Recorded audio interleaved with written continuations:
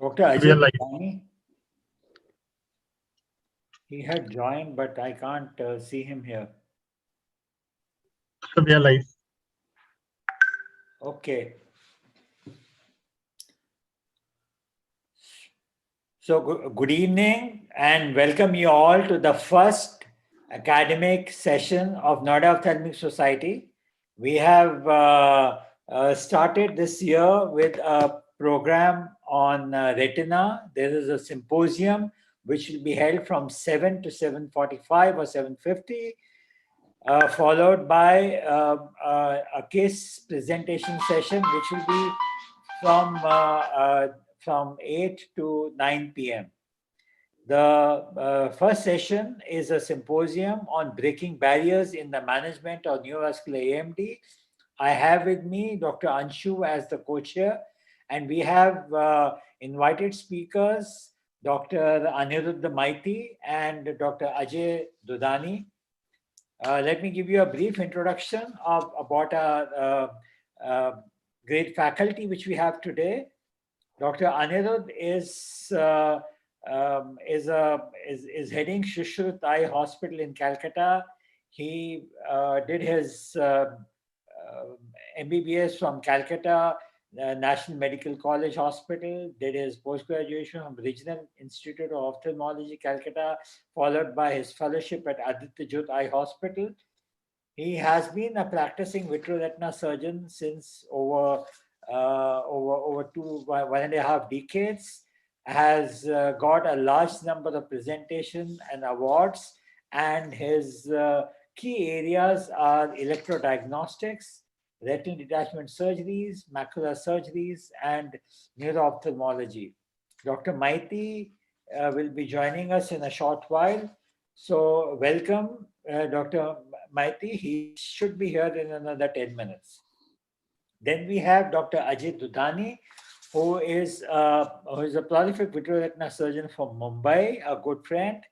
He has been fellowship trained at Shankar Netralaya, followed by his fellowship with Ando at National Lagoa Hospital, Japan, many years back, and he runs his Zen Eye Center in Mumbai. I believe during the pandemic, he has also become a great singer.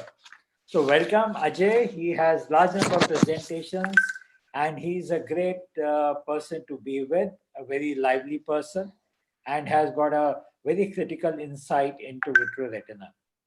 I have with me Professor Goel, Dr. Atul Singh, Anubhav Goel, Prashant Jain, and others who have joined in. We welcome you all. And the questions uh, which are being asked by the audience, it'll reflect in the chat box, or if it might come to me, and I'll ask the speakers the questions during the session. So, I have to start the session with a presentation followed by presentations by Dr. Maiti and Dr. Dudani. So I'll just start sharing my screen.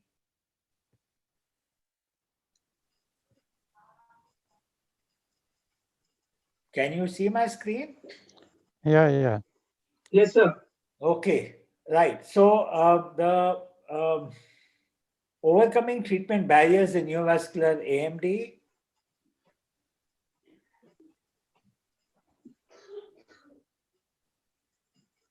Now, since we are going to have a lot of people who are general ophthalmologists, I'll try to speak in a way that is understandable by all. So, we all know about neovascular AMD, how does it present, and this is just a pictorial representations of a choroidal neovascular membrane with drusen, heme, lipid, extrafoveal CNVM, IPCV, and CNVM associated with pathological myopia. Uh, Having been in practice since a long time, I have seen how over the period of time things have changed. When we were doing a residency way back in JIPMA, we used to call it a dull phobia, and the CNVM was actually not diagnosed. AMD was not very well recognized. and we used to call it macular degeneration, and nothing much could be done for those days. Then came up the macular photocoagulation study with in early 1980s with thermal laser, where basically we were trying to save some vision and not enhance vision. But the patient usually had a loss of central vision, but we would say that you will have preservation of your peripheral vision, though you may lose central vision. Then was photodynamic therapy, which was expensive, but still we were not able to enhance vision.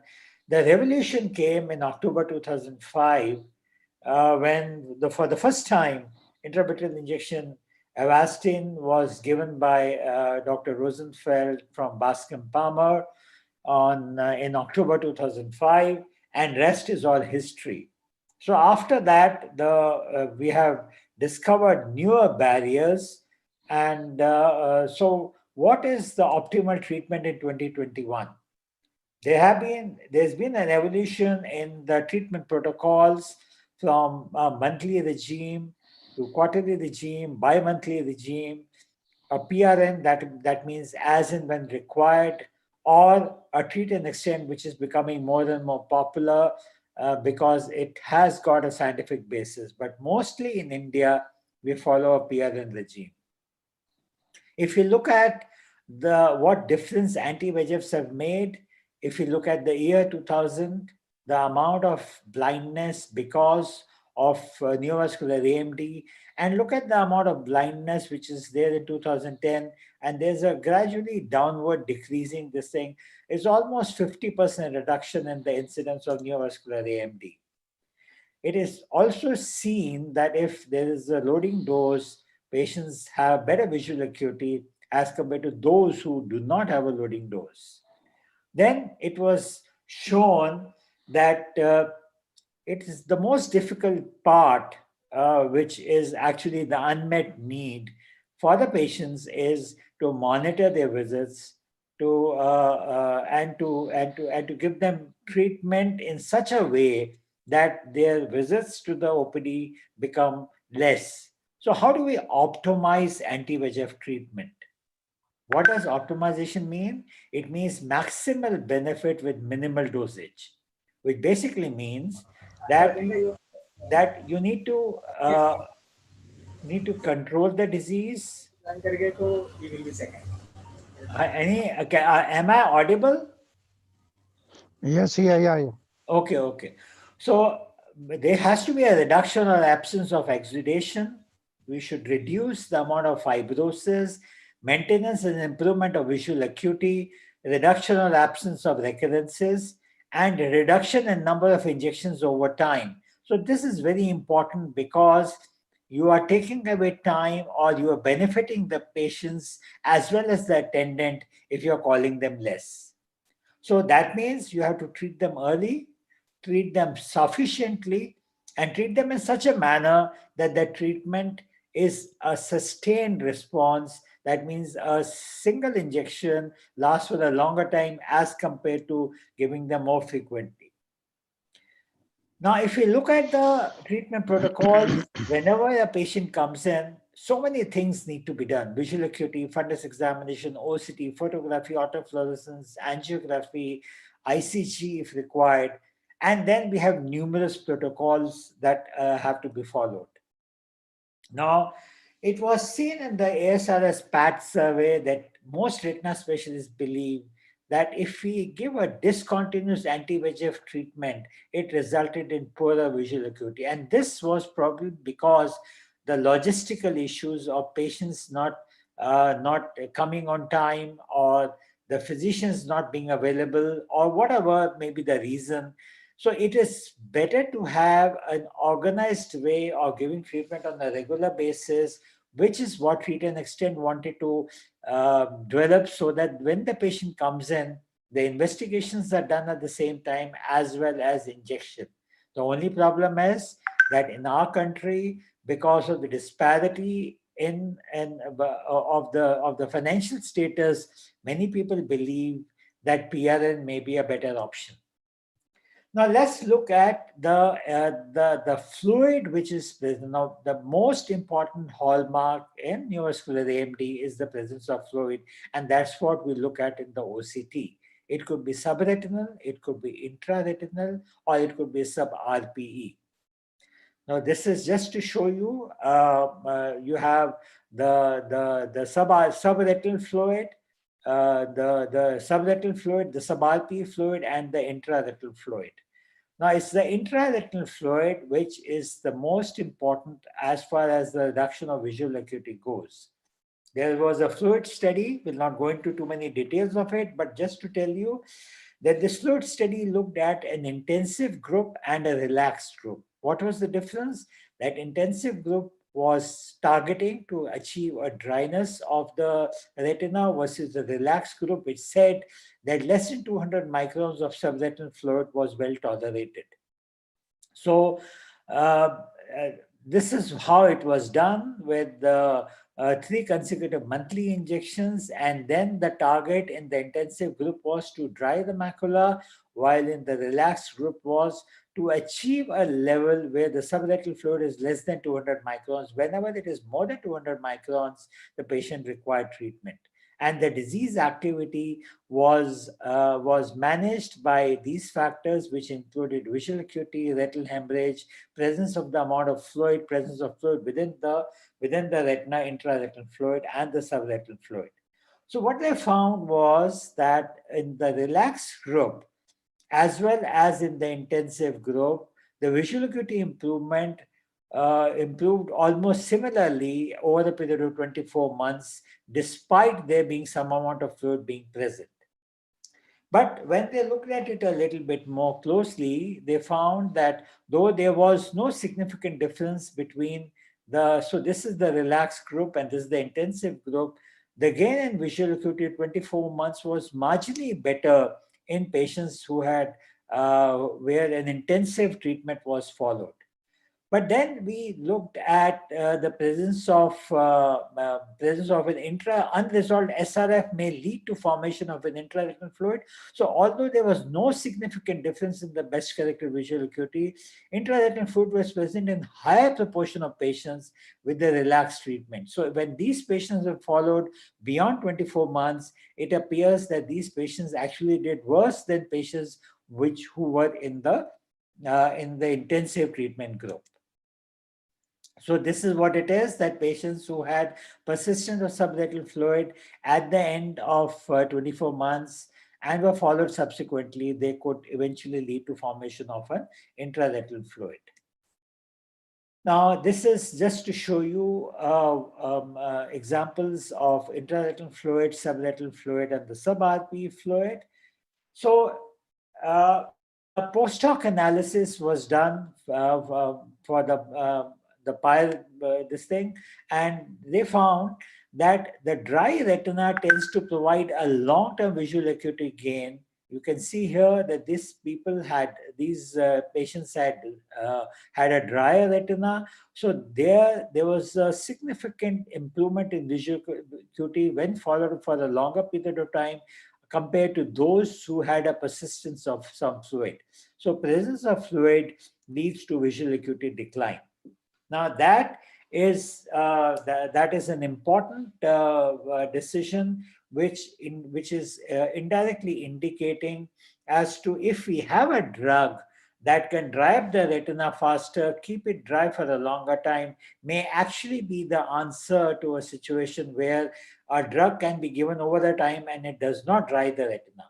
So there was a positive correlation between the absence of fluid and visual acuity gains and absence of intraretinal fluid when this was charted out in these patients. Now, what are the barriers to optimum treatment of neovascular AMD? So this is good initial clinical examination. That means patients should have a detailed examination initially, which may include an OCT angiography, and maybe FFA and ICG. We should be able to select the appropriate drug based upon its cost, duration of activity, and effectiveness. We should be able to decide the drug regimen, that is treat and extend or PRN, and we should work out a logistics which is appropriate for the patient and the doctor. We have these drugs available at this point of time, and the newer drug which we are going to discuss today is brolucizumab. We'll have presentations by Dr. Maiti and Dr. Ajay Dudani. Let me give you a brief about the brolucizumab. This is basically a single chain antibody fragment, which, being a smaller molecule, a large amount of molar dose can be given at a time into the eye. And this was what was shown by the Hawk and Hoyer study.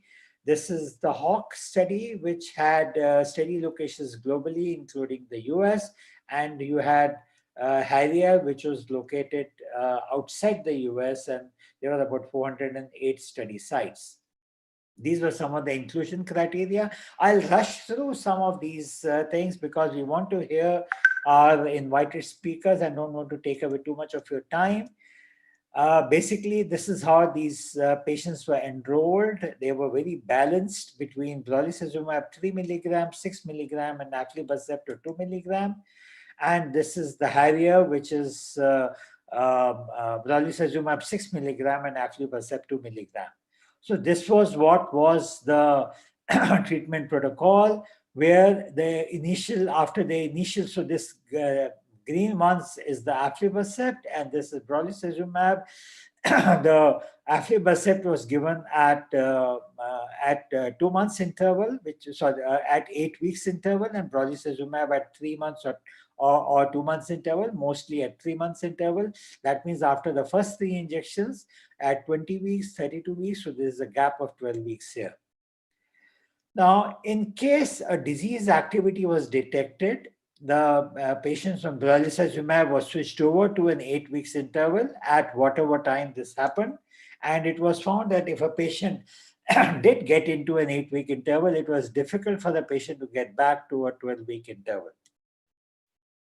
And this is just to show you that Hawk and Harrier were perfectly balanced across the treatment arms, including both for the 2 different doses of brolucizumab as well as aflibercept.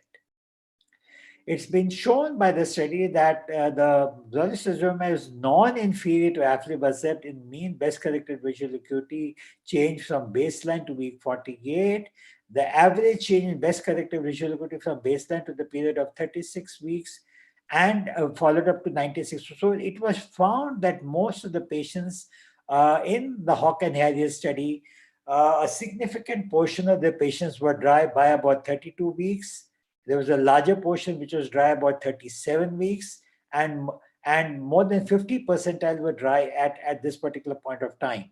It was also seen that those people who responded within the first 12 weeks of treatment and dried up remained on the 12-week regime for a longer period of time.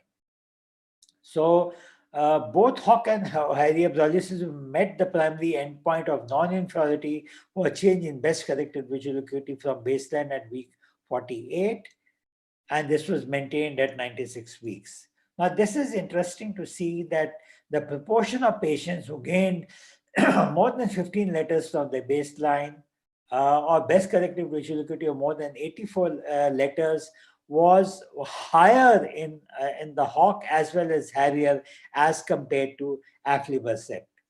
And it was also seen that there was a greater fluctuation of the central subfield thickness in the aflibercept group as compared to the brolucizumab group.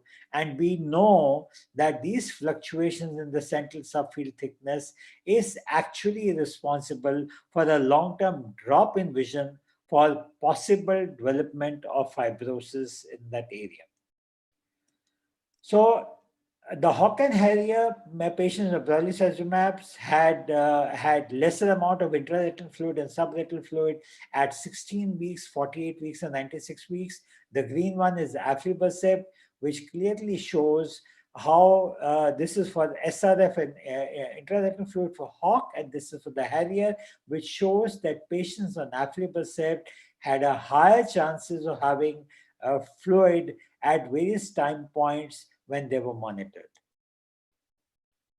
And similarly, when we look at the anatomical outcomes in terms of percentage of patients who had intraocular fluid and who achieved with considerable proportion of brolucizumab 6 milligram as compared to 3 milligram and as compared to aflibercept. So let me just try to sum it up rapidly because we would like to see the cases.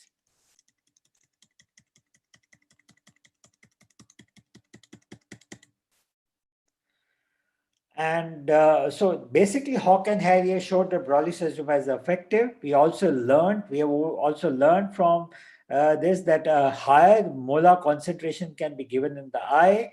It was also shown that since this particular molecule does not have an FC fragment, it was believed that brolucizumab will possibly be less reactive. I was actually expecting this molecule very expectantly, but recently there have been some issues, and that is what we are here to discuss of the intraocular inflammation. But the way Novartis has taken it up as a challenge to investigate this matter and illuminate us is very admirable, because I think we will soon have an answer how to overcome this problem, and we'll probably hear from our invited faculty and how they were courageous enough to inject brolucizumab and what precautions they have taken to prevent the development of intraocular inflammation. This is just a case which has been on ILIA for a long time. I don't think we'll have so much time. I think I've taken already quite a bit of time. So basically showing that this patient has done well with ILIA, but has got a peripheral exudative hemorrhagic chorioretinopathy. Recently, the patient came as dry. Now, actually, I'm looking at injecting brolucizumab. In this case, the only problem for me is that the relatives are advocates. So I will stop here sharing and would like to listen to our invited faculty.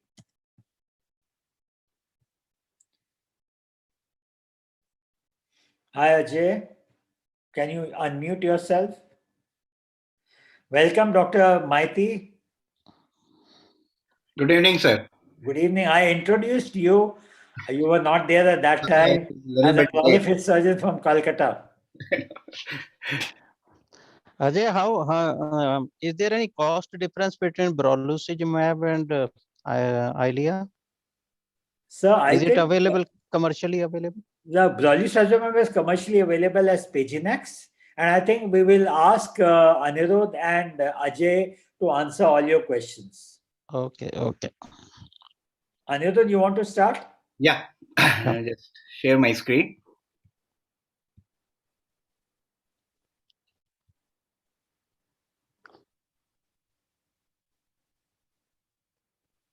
Is my screen visible? Yes, Yeah. it's visible. Yeah. At the outset, I would like to thank the Noida Ophthalmic Society and Dr. Ajay Arora for this kind invitation. Well, I will be sharing my initial experience with this new molecule that is Peganex brolucizumab. Let's go through some cases. This was the first case. A 68-year-old male patient, a doctor himself, had a blurring of vision since last 5 months in both the eyes. He could not say which eye got affected first. There was no comorbidities. The vision in the right eye was 660 and the left eye was finger counting 2 feet. Anterior segment was unremarkable. The dilated fundus examination shows a bilateral case of a CNVM.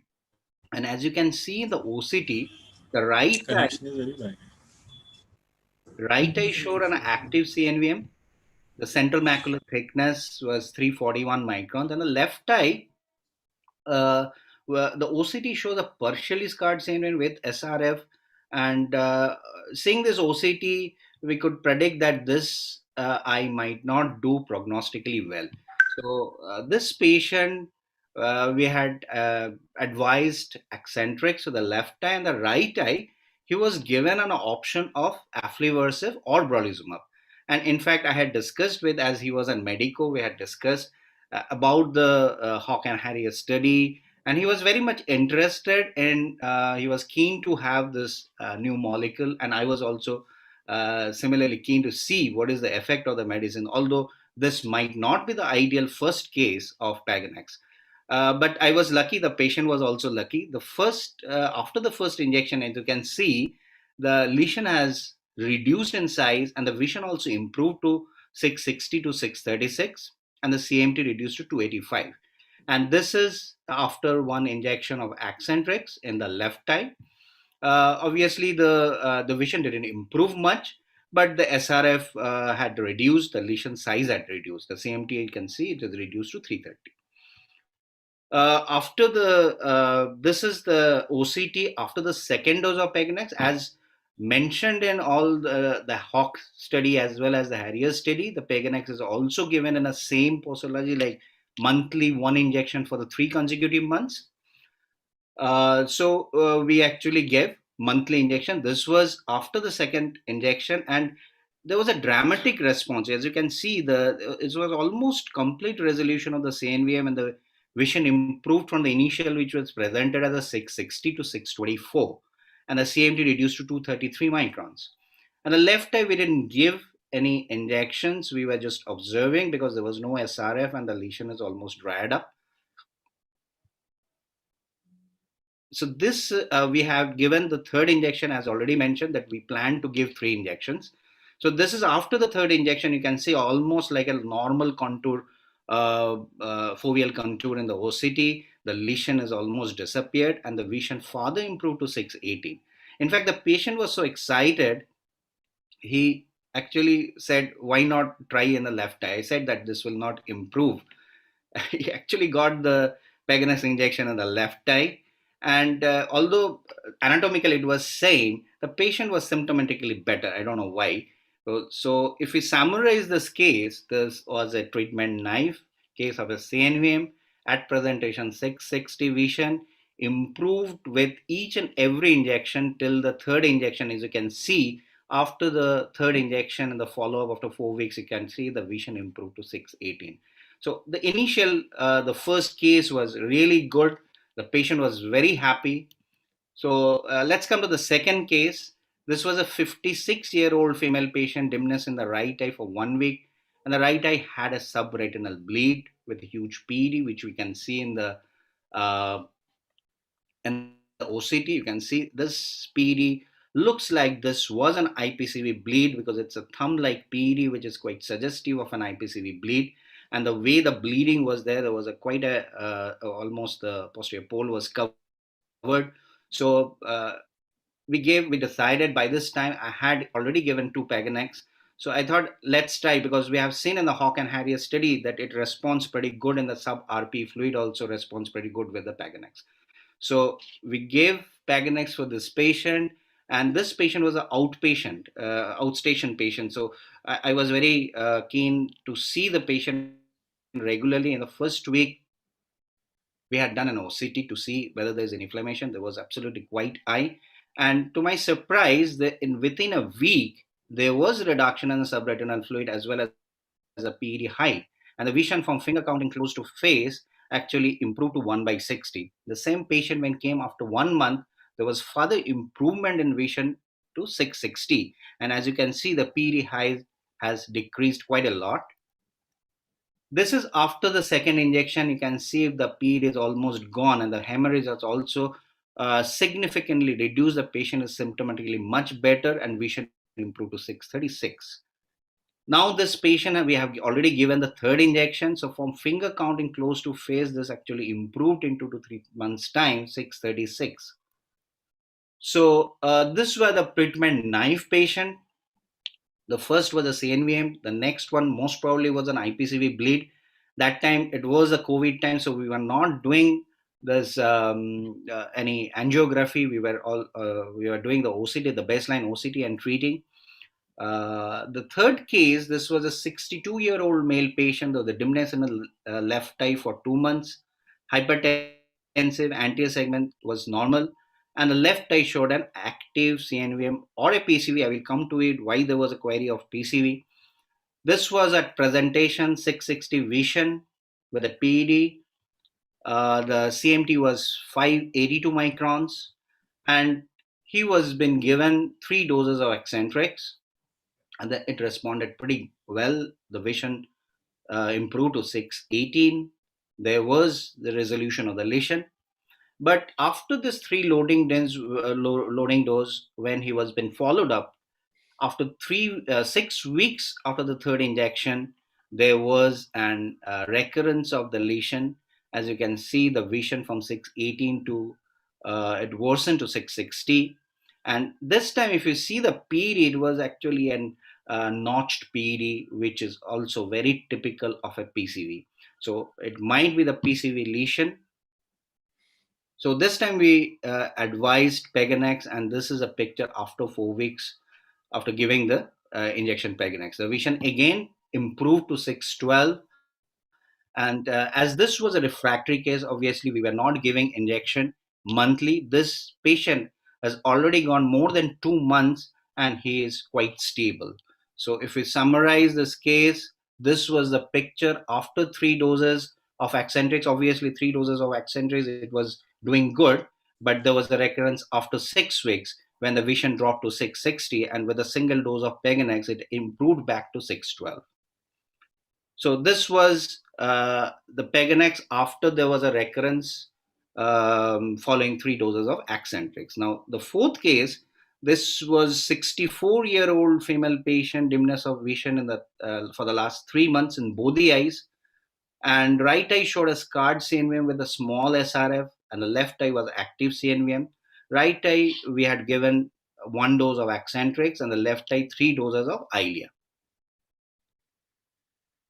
This was right eye, as I already mentioned, that this was a scarred CNVM with SRF. The left eye definitely was an active CNVM with a CMT 447, and the vision was visual acuity was 636. And this is after the injection of one injection of Accentrix. No further treatment was given after giving one injection of Accentrix in this eye, right eye.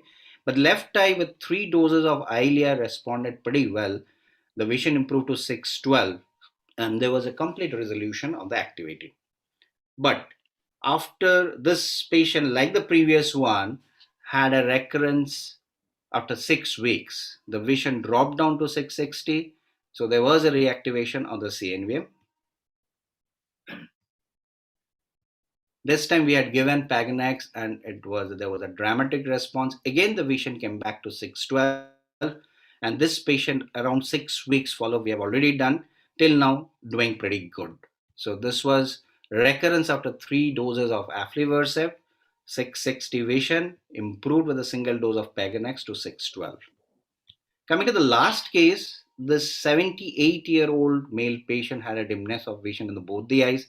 Right eye was diagnosed as an active CNV, and left eye was a scarred CNV, and this patient was very apprehensive. A little bit fluid was always there. We were doing a very quick follow-up, frequent follow-up, already had 7 doses of injection aflibercept, and the left eye no treatment was given because it's already been scarred. So after 7 doses of aflibercept, still the activity was there, because on and off this activity was still there. So we can say it's a refractory case where the CNVM activity was still there after 7 doses of aflibercept, and after giving a single dose, it actually responded pretty well. The activity reduced and the vision also improved. So the first two cases was a treatment naive.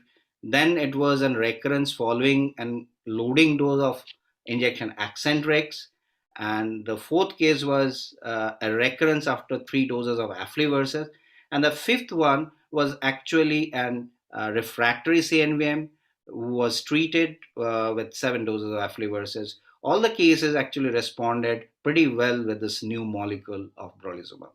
So the take-home message, if you see the cases now, I have used almost 16 Paganex injections. In all the cases, there was a very dramatic improvement in all the OCT biomarkers, or rather the fluid in all compartments, that is intraretinal fluid or a subretinal fluid or a sub-RP fluid, and the central macular thickness. And lucky for the patient and lucky for me, this no patients out of the 16 patient actually showed any amount of post-op inflammation, post-op inflammation, either a vasculitis or any anterior segment reaction. But definitely it is too early to say, but time will say whether this new molecule of Paganex is the safe and most effective drug in the treatment of wet AMD and PCV. Thank you. Lovely presentation, Anirudh. It's really, I have a lot of questions, but I think let's hear out Ajay and then we can have combined questions. And we have time, so don't worry about that. I will just.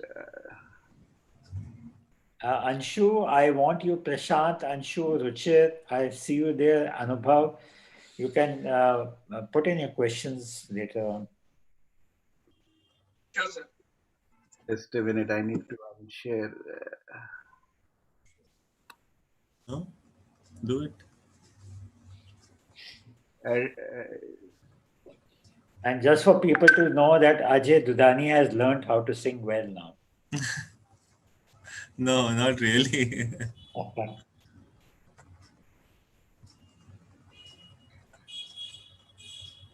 उसको नीचे से वो दबा देना slide show. Next one. Yeah. Hi. So it's nice to be with friends, though it's like, virtually. We'd love to shake hands with each other, but I think hopefully this COVID should go and we'll soon be together like good old times. So I want to thank everyone for this opportunity to speak about my brief experience I have with this new molecule. So without much ado, I'll go on to my cases. This was one of my later cases. I'm starting with a treatment naive, which was I think my one of the 10th case or 12th case you could say. So this was a 55-year-old lady, a very sort of a type A personality who presented with metamorphopsia, vision 612, N12. So I thought she was a CSR. First thing, what do you think in your mind? And she presented on examination. She had a typical sort of a CNVM, which was juxtafoveal with a spot hemorrhage, which is typical, which we see in a CNVM, which I'll show you all the image. And she received brolucizumab after discussing a lot with her husband and her also. And at 1 week, there was magic. So this was a typical CNVM, which we see where there was a spot hemorrhage. You can see there's intraretinal more of exudation.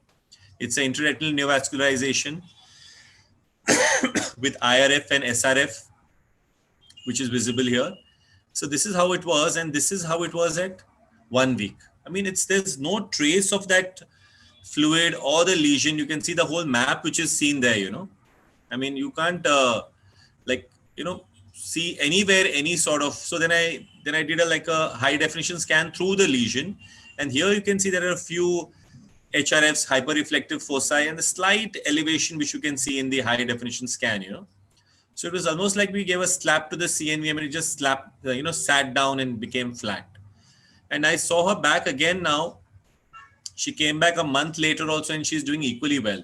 So I've delayed the second injection. I'm not giving it at a month because I feel that we can, treat and extend and, keep on extending till we find that the fluid comes back, because anyway, we are seeing these patients very closely now and we are learning about them, This is a second case, a 82-year-old male whose both children are doctors abroad, and he had both eyes POAG under medical treatment control with a cup of 0.9. He had a sudden loss of vision in the left eye, so there was a massive subretinal hem with a CNVM, which we saw in this. We discussed with his son abroad, like they all speak to us on phones, and we decided about brolucizumab and gave a 0 prognosis considering his glaucoma and the hemorrhage which he had.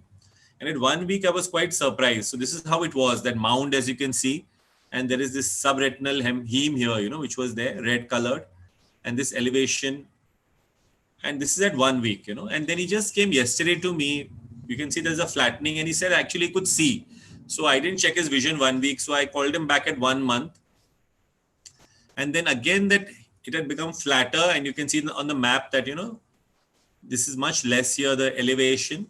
And he was counting at 2 meters, with a little eccentric sort of vision, but he was counting, and the heme had flattened out quite a bit. It was elevated, but now, as you can see, it's flattened out in certain areas. Certain areas, there's still some element of fluid which is there, So again, him, I thought that I will extend because the lesion was looking relatively dry compared to before. This is a combined case I would share with you again. A pharmacologist father he was. So the left eye, we had treated him initially with one ranibizumab. He was a 80-year-old male with a type 2 CNVM. We gave him one ranibizumab and then we switched over to brolucizumab. And he was very happy with the first injection itself, and his vision improved to 5 meters. So this is how the story started with the left eye. This is the pre-injection showing you the elevation on the map here. And this is post-Pagenex. You can see that the CNV actually flattens out, and kisses the RPE, and the foveal contour does come back. And this is 1 month again post-injection. He was very happy with a flat macula. And then at 2 months, we sort of, as I told you, I'm extending these patients. I think that they will, the drug will last longer. You might not necessarily, give a loading dose, but I'm still learning. I have to share my experience with you all, how I'm going about it. So at 2 months, the left eye lesion started recurring, as you can see here, and there was a bump which came up and this fluid came up. So we said, we'll do this left eye injection, but then we also always see the right eye, also the other eye, because AMD is a bilateral disease, So he had not dilated himself in the right eye. So I insisted that he goes back and dilates and comes back, I don't know why I got that thought. And this is how he presented in the right eye on that day. At 2 months, follow-up for the left eye lesion. He had a juxtapapillary CNVM there, as you can see. His vision was 6.6 and 6. So this was an incidental finding. He didn't even complain. But you can see the OCT through the lesion is showing you this elevation over the papillomacular bundle with this type 2 CNVM, which is very visible here. So 1 week post-op, again, we called him because we're calling all our patients closely, as Ajay said, to look out for any signs of intraocular inflammation in these patients. And it's almost like gone for good, with the heme also is reduced clinically. And even the left eye, which we injected again, as I told you, after 2 months, and that was not at 1 month loading dose. So then even this eye has become better. At 5 weeks, this is how he came, the right eye had almost become bone dry. There's no CNV actually visible. It's almost disappeared and this is through the lesion. I took the high definition scans to show you a little more closely. You can see here, actually it's just flattened out beautifully. You can just see this one knob here above the RP. So there's no net. And, I saw that most patients of AMD, I feel, we tend to miss out the anterior segment.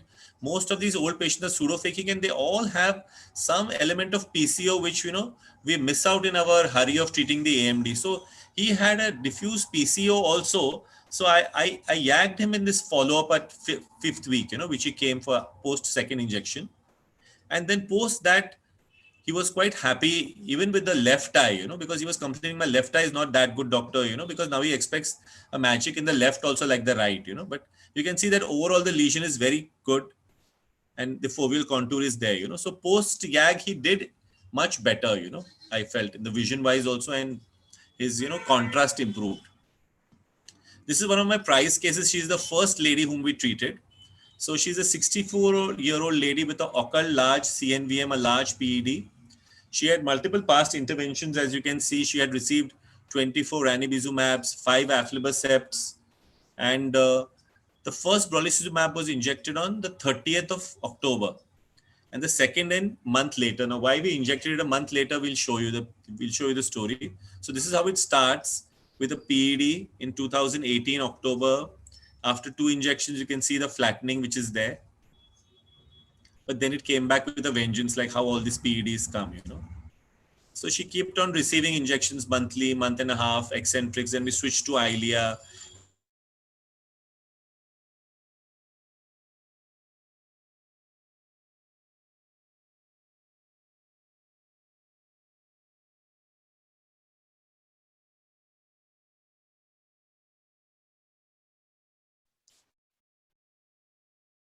I think we have lost Ajay. Dudani, is it?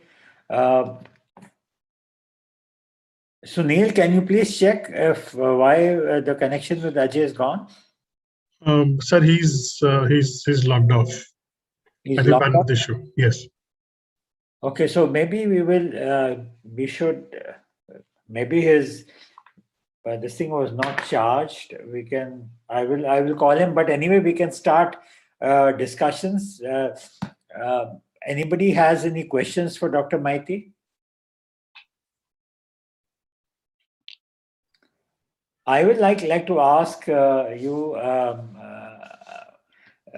See, your first two cases were treatment naive cases. Right. All of us have, and your. So I want to ask specifically, whenever you are deciding to inject. Ajay is there. Ajay, you have to. You were certainly locked out. Yeah, because I think we were, now is it clear, Yeah, Ajay? because It's clear. you Can you all see locked the out. slides now? चलो हाँ आप अभी slides नहीं आ रही please share Okay, I'll share it. Huh?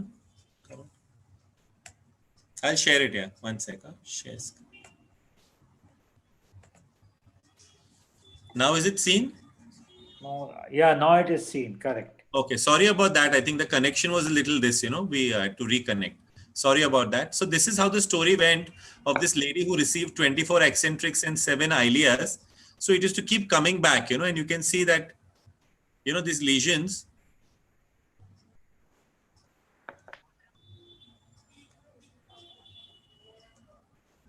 So this is how the hyperreflective foci, as we are aware, show activity of the lesion.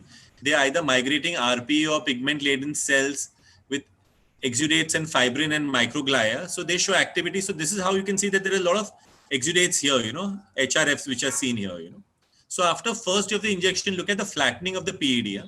It was so dramatic. You can actually see that it's, someone is sitting on it and sort of flattening it down towards the RP. The RP is like coming down. This is at 1 week again. I was so happy, that this has come down. Then this is unfortunately at 3 weeks. Can you see this? Bump has come back again. With the HRFs, all have come now into the subfoveal region and the vision has again dropped down to 660. So we are aware that as per all the trials, PED was almost present in 50 to 80% of wet AMD patients.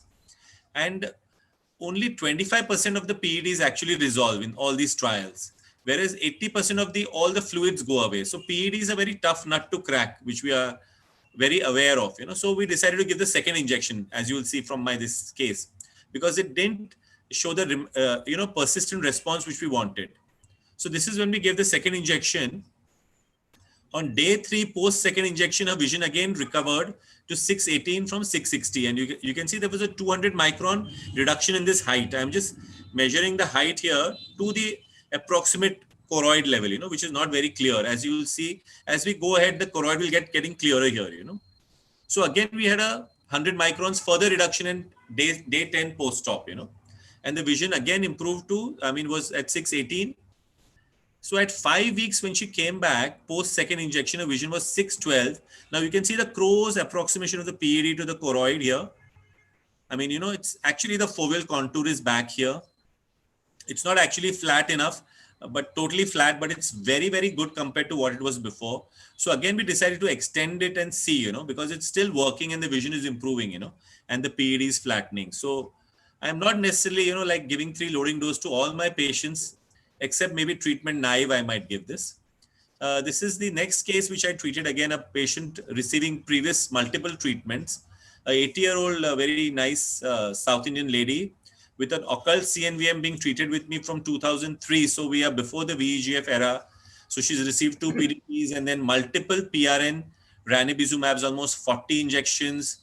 And you'll be surprised why 2 DEX implants, you'll say in AMD. What's DEX doing here, So she presented when at, post like 9 months, like all people are coming after this lockdown with the vision down to 3 meters from 660, which was the always vision she used to maintain, with drill, cyst, SHREM, all the biomarkers of an active net. And we switched over to brolucizumab, discussing with her daughter, who is a teacher in an international school. And 3 days later, I will just share with you all what happened. So this is how the story, fast forward to 2010, how that, CNV keeps coming back with the PED increasing, with intraretinal cysts which are forming, with HRFs are seen here. And this is like a total drill, like normally we talk of drill in diabetes, but this is a drill in AMD, So that is when I switched to Ozurdex, hoping that maybe I'm missing out something. There's an inflammatory element in this lady, of the CNV. So, but frankly, I'll tell you, it didn't move the fluid a micron, okay, with the Ozurdex. So I've moved back to eccentrics, Eccentrics is to keep her like, stable. But then see, this is like July 2020, and then no follow-up, as you are aware of this. And this is in November. She lands up in my clinic with a really like a messed up retina. You'll say, what are you treating, Ajay? I mean, there's nothing to treat. There's a dystrophic cyst which is there, a large cyst. There is no retinal architecture there. But then we said, okay, let's try it. So this is 1 week post injection, okay? So there's again a 200 micron reduction in the height, and the inner retinal architecture is sort of regenerating. I don't know from where. And then at 1 month was this surprise. So this lady, as you have seen throughout, she's never flattened, boss. Never. That massive intraretinal cyst, which I was thinking was this, that whether we are dealing with a cystic degeneration of the retina with degenerative IRC, intraretinal cystic degeneration, which is a sort of a dystrophic or degenerative condition because of the RP atrophy. But I was surprised I would have to rechange my diagnosis post Pagenex to an exudative because it responded to treatment, So the large ovoid cysts had a response, but they were waiting for this new drug, to show us the response. So maybe there is some tachyphylaxis to the older molecules because she received 40 injections and she was waiting for this new molecule which worked differently, So this we move to the next patient. This was again a 79-year-old gentleman who was having a large occult CNVM since 2017. We had done his cataracts and he had a 612 vision when the CNVM started. Again, very sincere patient, multiple injections, almost 30 injections PRN. Then he developed a PED slight rip with a subretinal hemorrhage, which was treated with gas and ranibizumab. We switched to aflibercept also, and then Dex implant again. I'll show you why. And then again, lost to follow-up due to lockdown. Now back with the intraretinal and subretinal fluid. I'll show you all the images. Yeah. So this is how the story starts, just with a serous fluid here. You can see in 2017. Then PEDs coming up. Then further multiple PEDs coming up. Every time we're treating this with the injections. So this is when he came up with a bleed. Yeah. So again, very sincere patient, very closely following up, no complaints at all. And this is how the bleed was there. And then we gave that gas with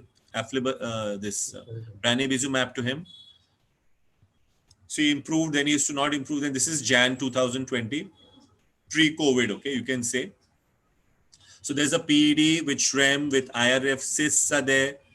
So then after that, fast forward to this lockdown where all these old people were like, inside their homes, and he came up with this further degenerative sort of cystic fluid with SHREM, with PED, and vision was down to 3 meters. He was never that bad. So there was so much of SHREM there, which is a poor prognosis sign. But the man insisted, let's do something, This is how the fundus photo looked like, So there's a scarred CNVM with the old hemorrhage here. And this is the flattening observed at 1 week. Yeah. So all the intraretinal fluid has gone. SHREM is beginning to come down, hunker down, the elevation has gone down. And at 1 week again, vision came back. So what I'm going to show you all in these cases, I was not expecting it, but vision has moved parallel to the anatomical structural improvement in all these visions, Even in these chronically bad cases, which we all have a subset of these patients in our practice, So this is at 1 month, You can see that, the actual somewhat fovea, you don't have to imagine where it is, but it's seen there. And the lesion almost looks bone dry, except for this, PED here, a pointed PED. And I'm again extending his treatment. So I'm not giving him further because there's no fluid coming back. So there's no logic in injecting a dry macula is what I feel, in these patients who are following up religiously, monthly, from both the point of view of seeing for brolucizumab, how it's effective and how we are looking at any side effects. So we keep our hawk eyes open of Hawk and Harrier. So I'll just end with one of these last cases, a 80-year-old male with a right eye and a left eye CNVM. He had both eyes, So we had treated him. So the right eye had scarred down to 2 meters and the left eye was a good eye. So the right eye, we had treated him with multiple bevacizumab, and the left eye, he received aflibercept and ranibizumab because the patients always shift to a better molecule when the second precious eye is affected. So we decided to do brolucizumab for him, and this is how it was. Yeah, so this is the right eye PED. You can see how it starts, and then it scars down. The right eye. This is the left eye. In December, when we treated him for this double hump camel-shaped PED humps, which are there here, and this is the ICG which we had. So the right eye shows a scarred CNVM, and the left eye shows a hot spot with an PED here, showing a sort of dark area there. And this is at 1 week. You can see there's an almost reduction of 200 microns again, is what I've seen. At 1 week, most of the fluid, wherever, whichever compartment it is, it just reduces by 200 microns, and the foveal dip has come back. So the two humps have actually flattened down tremendously. This is the high definition raster scan through the lesion. This is my last patient.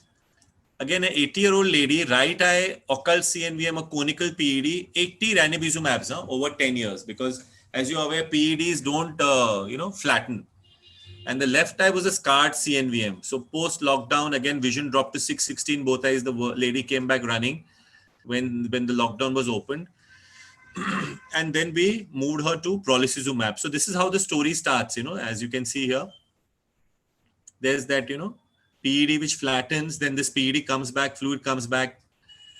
This conical PED here, as you can see, which is like tenting up the retina, but it flattens out every time with plain aflibercept. So she is coming back to me every time she can't read, because that's a good eye, which she reads her religious books. So every time there's an element of pachychoroid here, which we can see here. So right eye conical PED, SRF with a pachychoroid there. And this is the right eye when post-lockdown she came after 9 months with now intraretinal cystic fluid is there. This large IRFs is there with SHREM and this multi-layered sub-RP sort of lines which are seen, scarring lines which are seen post-injections, multiple injections. So we did brolucizumab, yeah.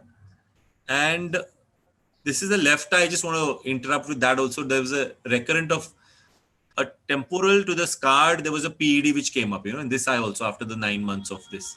So post brolucizumab, day 1, she didn't move a bit. The IRF just stayed the way it was because I think it was so chronic. But at day 15, this is the OCT. I don't have to say anything like, even everything's looking quiet, flat, no fluid, not a drop anywhere, And vision also came back to 624. So, at 1 week it wasn't there, but at 15 days it came back, So, and even the left eye, you can see that the PED has gone in the scarred eye, So, just end with a couple of slides. Then we can go into discussion is that, it's associated with a greater and a sustained reduction of SHREM and PED, this drug. And there's complete drying of most compartments, even the sub-RP, surprisingly, in this, And there's maximum reduction of SHREM, which I've seen. And the safety review, which Ajay was speaking about, in post-Hock and Harrier analysis of almost 1,800 eyes, they found that, the loss of vision was hardly, in 0.74%. Moderate vision loss is 15 letters loss on ETDRS. So, though you might have IOIs and vasculitis, but the vision losses percentage is very, very low, And the IOI first event comes within the 3 months of the first injection.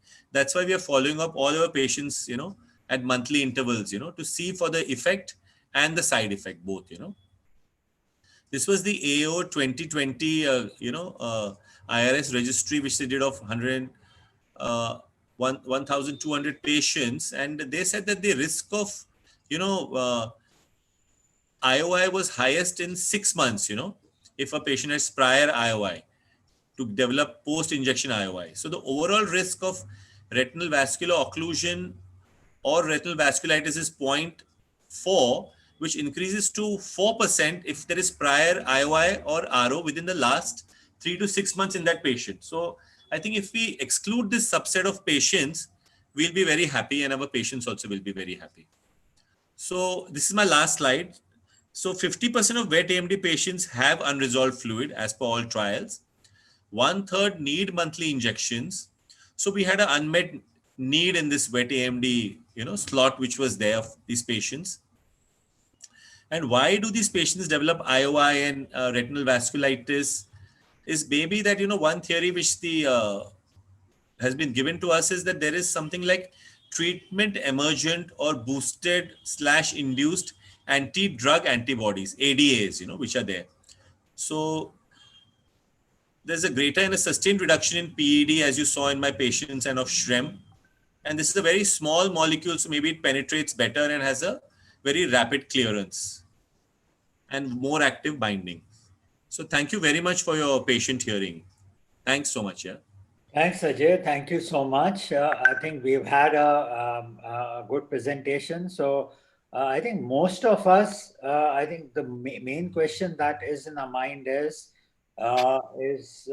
when we start, when we make a decision of injecting brolucizumab, what all examinations you will do in a patient to decide that, okay, this patient is right, and how will you tell the patient about the problems that could come up while using brolucizumab as compared to the other anti-VEGFs which we have been used to. Maybe Anirudh could say that, because that's the one thing which is really troubling all of us. Otherwise, this molecule is definitely magical.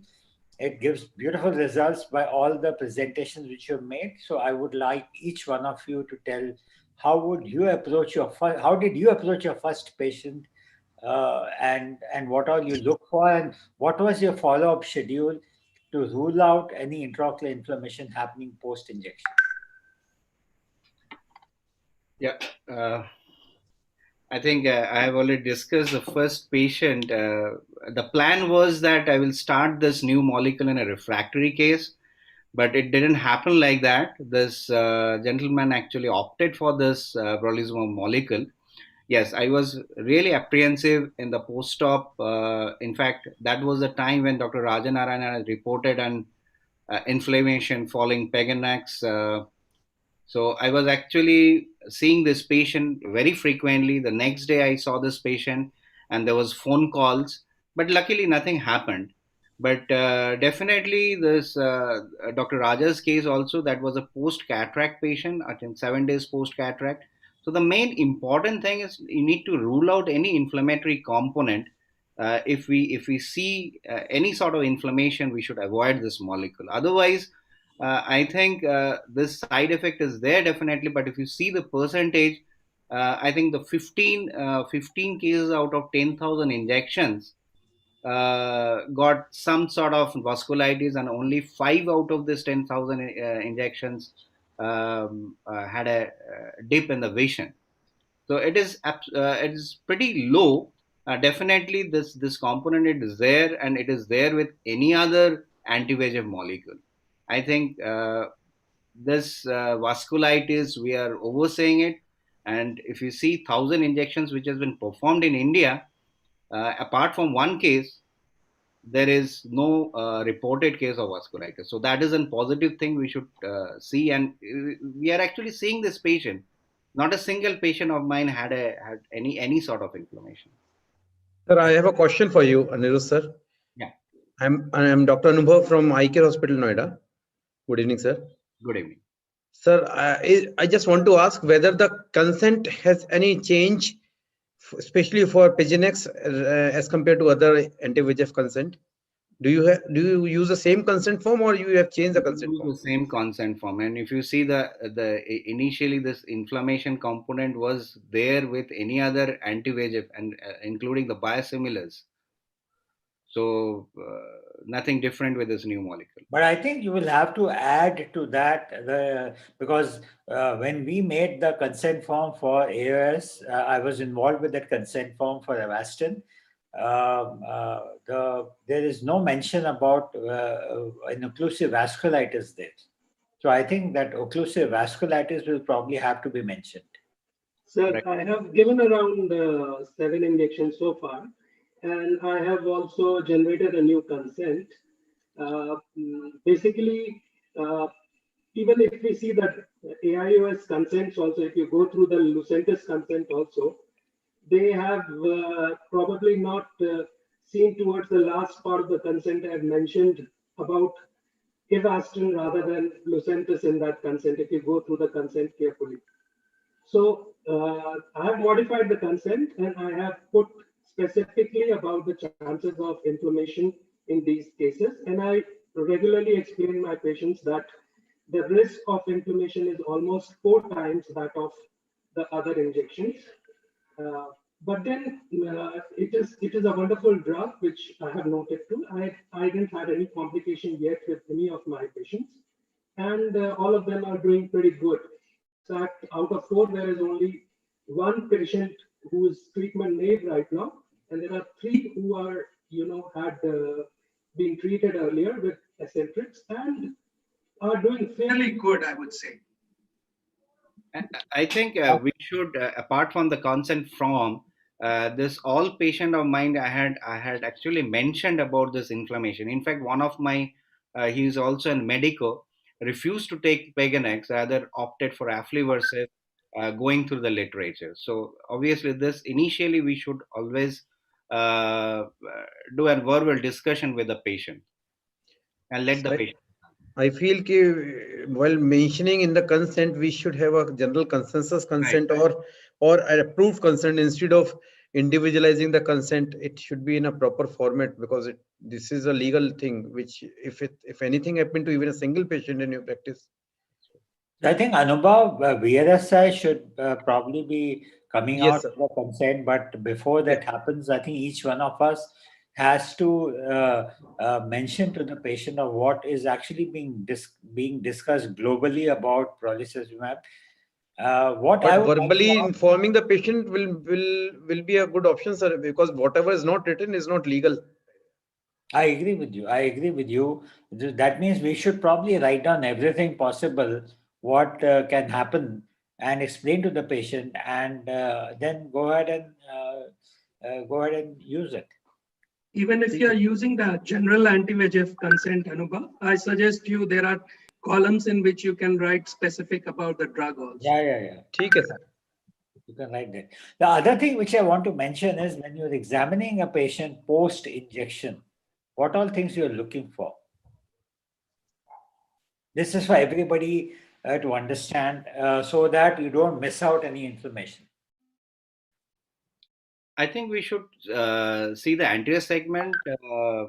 Other than posterior segment, we will always be examining the anterior segment. Also, we should examine an intraocular pressure, which we do in all our anti-VEGF patients. But this is, as this molecule is new, we do it a little bit frequent. Other than like in the COVID times, we were actually not calling the eccentric patient the next day. But for the Peganex patient, definitely the first week visit was mandatory, and phone calls were made to make sure that he's fine.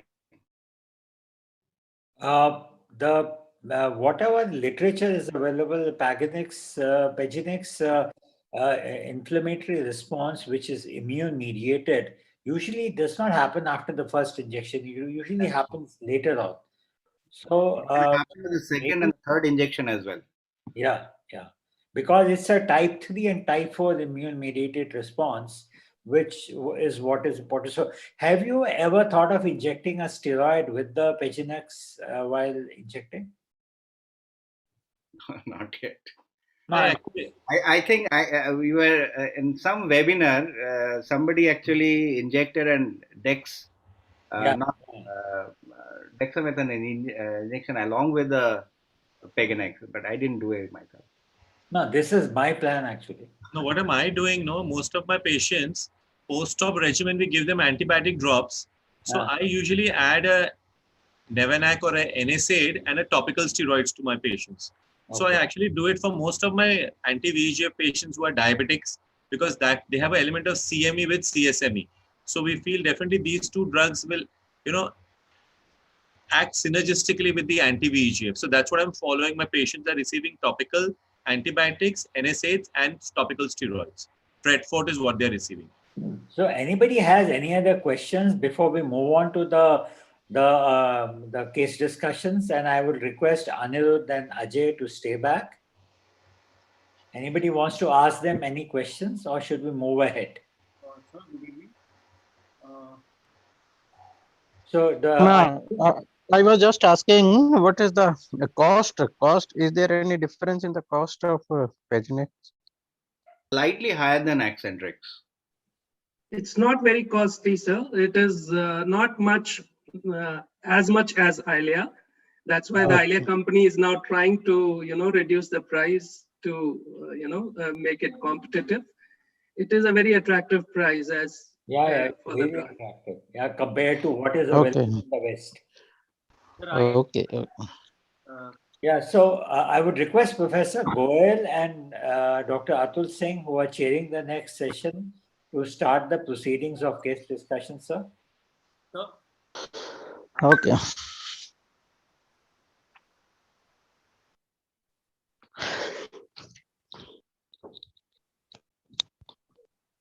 Dr. Atul? He even if he does, he may not be around, logged in, because he was having some problem. So आप start कर लें. We are all here, so don't worry. You may just call the first speaker. I think I think we first can. is Anshul is Anshul? presenting the first case of on intrascleral haptic fixation of a dislocated eye.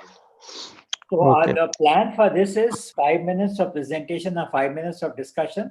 So we will keep the presentation time same. We'll probably reduce the discussion to 4 minutes because we have about 45, 46. We can go beyond 9 o'clock a little bit, but I think let's stick to time.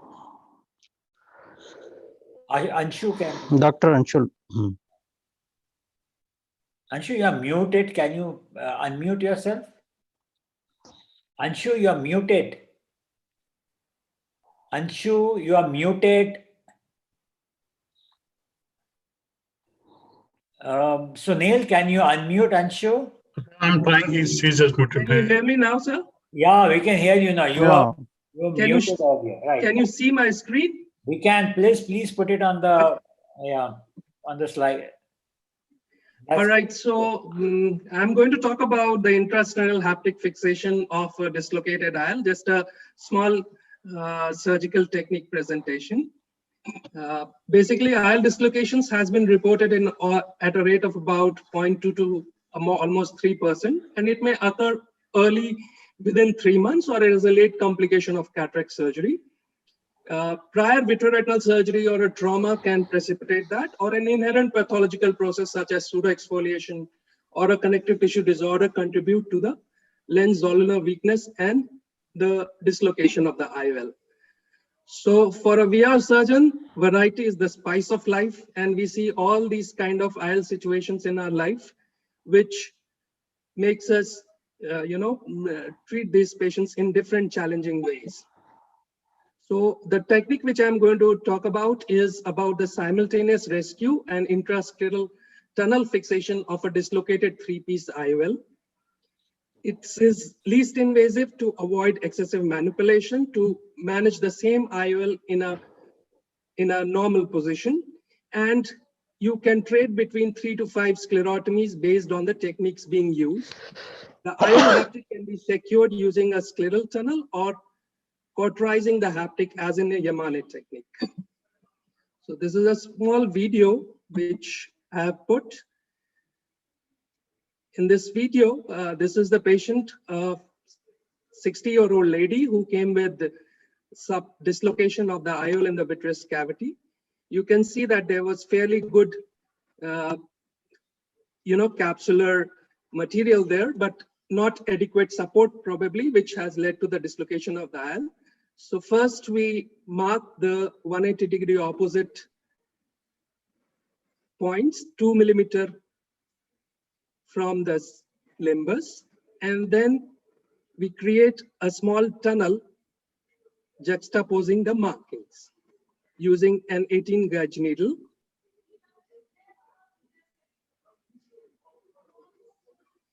With this, we make an entry, a 23-gauge entry in the vitreous cavity.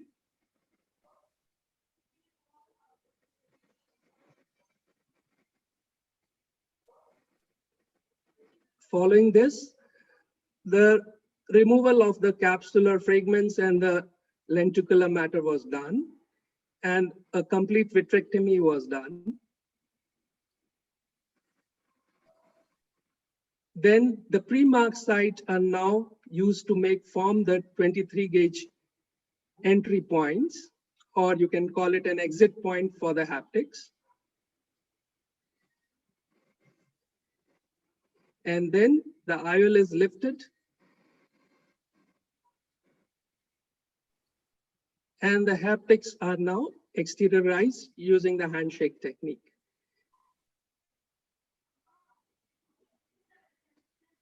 So individually, each haptic is held at the tip and they are brought out. Usually the second haptic is more difficult to manipulate and bring out, keeping an eye on the other haptic. And then the haptics were tucked in the pocket. This leaves the IOL well centered and quite stable.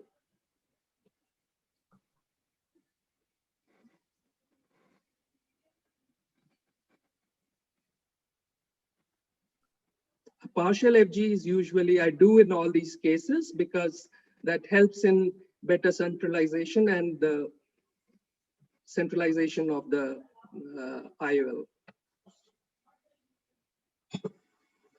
Sorry, 1 second.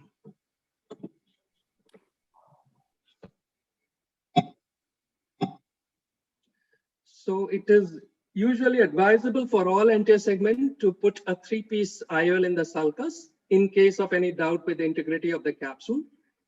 And if you run into a problem, there's no shame or fault in cleaning up the vitreous and closing the incision, and either referring it to another surgeon, or you can call back patient, and in the meantime, you can yourself, if you are trained to do it, you can yourself do a secondary IOL with these simple methods. The advantages of a scleral haptic fixation is it has less pseudophacodenesis, less UGH syndrome, no suture-related complications, and no tilt due to stabilization of the axial position through externalization of the most of the haptic. The IOLs which I prefer is most of the IOLs which I've used is the Sensor, which is from Johnson & Johnson, which has a PMMA haptic. But in literature, they say for Yamane technique, you can use a CT Lucia, a Zeiss IOL, which has a polyvinyl fluoride haptic, which is helpful when we kind of cauterize these, we need to cauterize these haptics. Thank you all. Thank you, Anshul. It was a nice presentation. And thank you, sir. Anshu? Yeah. Yes, sir. I have a question for you, Anshu, is that when you have haptics which you brought out, what is the length of the tunnel within the sclera for which they travel, and do you cauterize the end of the haptic tips as is done with the Yamane so that it becomes a little bulbous so that it doesn't go back? This wasn't a Yamane, sir. I do Yamane, but this wasn't a Yamane. It was just the exteriorization of the haptic and just burying it in the tunnel. In Yamane, we do cauterize the haptic. This was a kind of straight entry, sir. If you have noticed, this is not a slanted entry which we do in Yamane.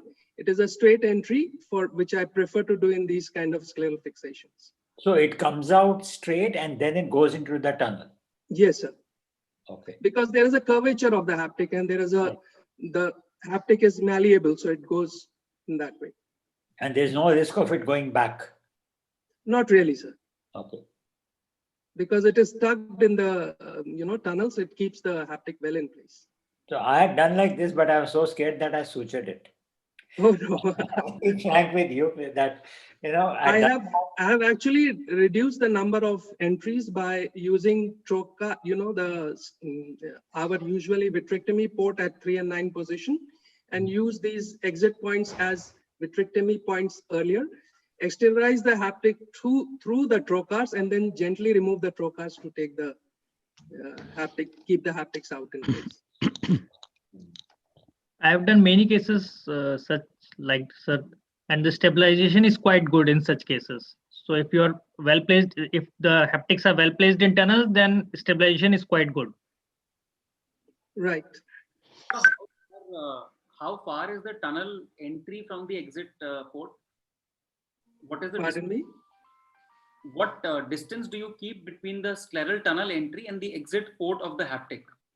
You keep some distance Approximately a millimeter or two. to make it easier to put inside the tunnel, because I've had Yes, a lot of time because very close. sometimes what you'll end up with, you can actually retract the haptic back slightly and then pull it towards the tunnel. The only thing which I would say is make your, the tunnels which you have in sclera, they should be very much visible, because you should not be struggling in the end. Sometimes what I do is I mark the entry point of my tunnels with a blue dye.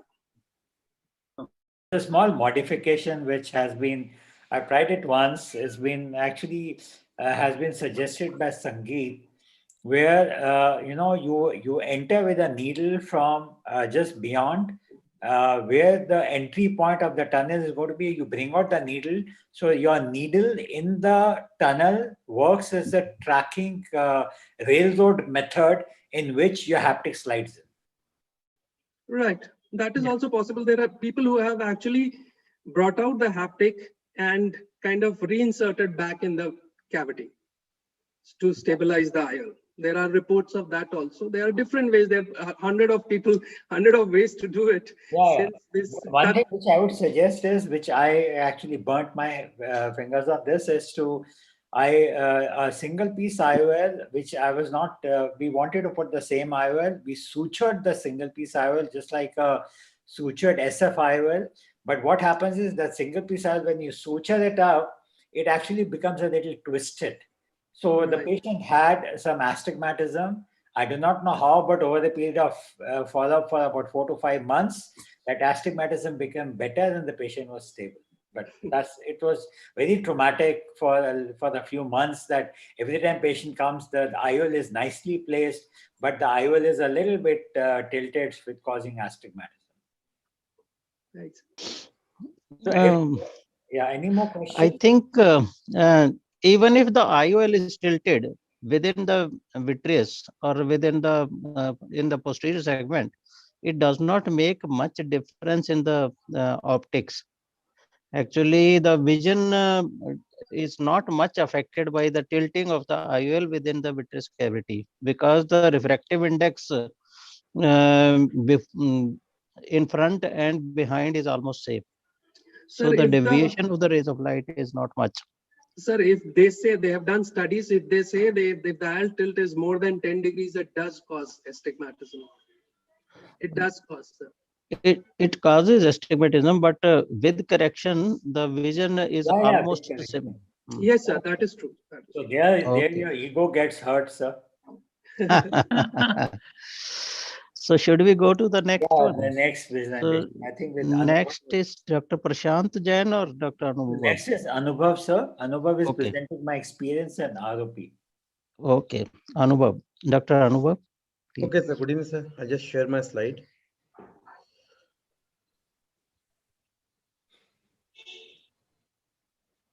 Am I visible, sir? Yeah.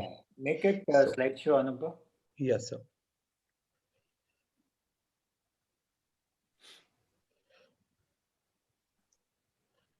Yeah. And just to tell you that we have over 100 people who are actually viewing the presentations at the moment. Yeah. So, good evening, all. So, I'm sharing my experience in retinopathy of prematurity. Just a brief about ROP. It's a vasoproliferative disorder of premature babies' retina.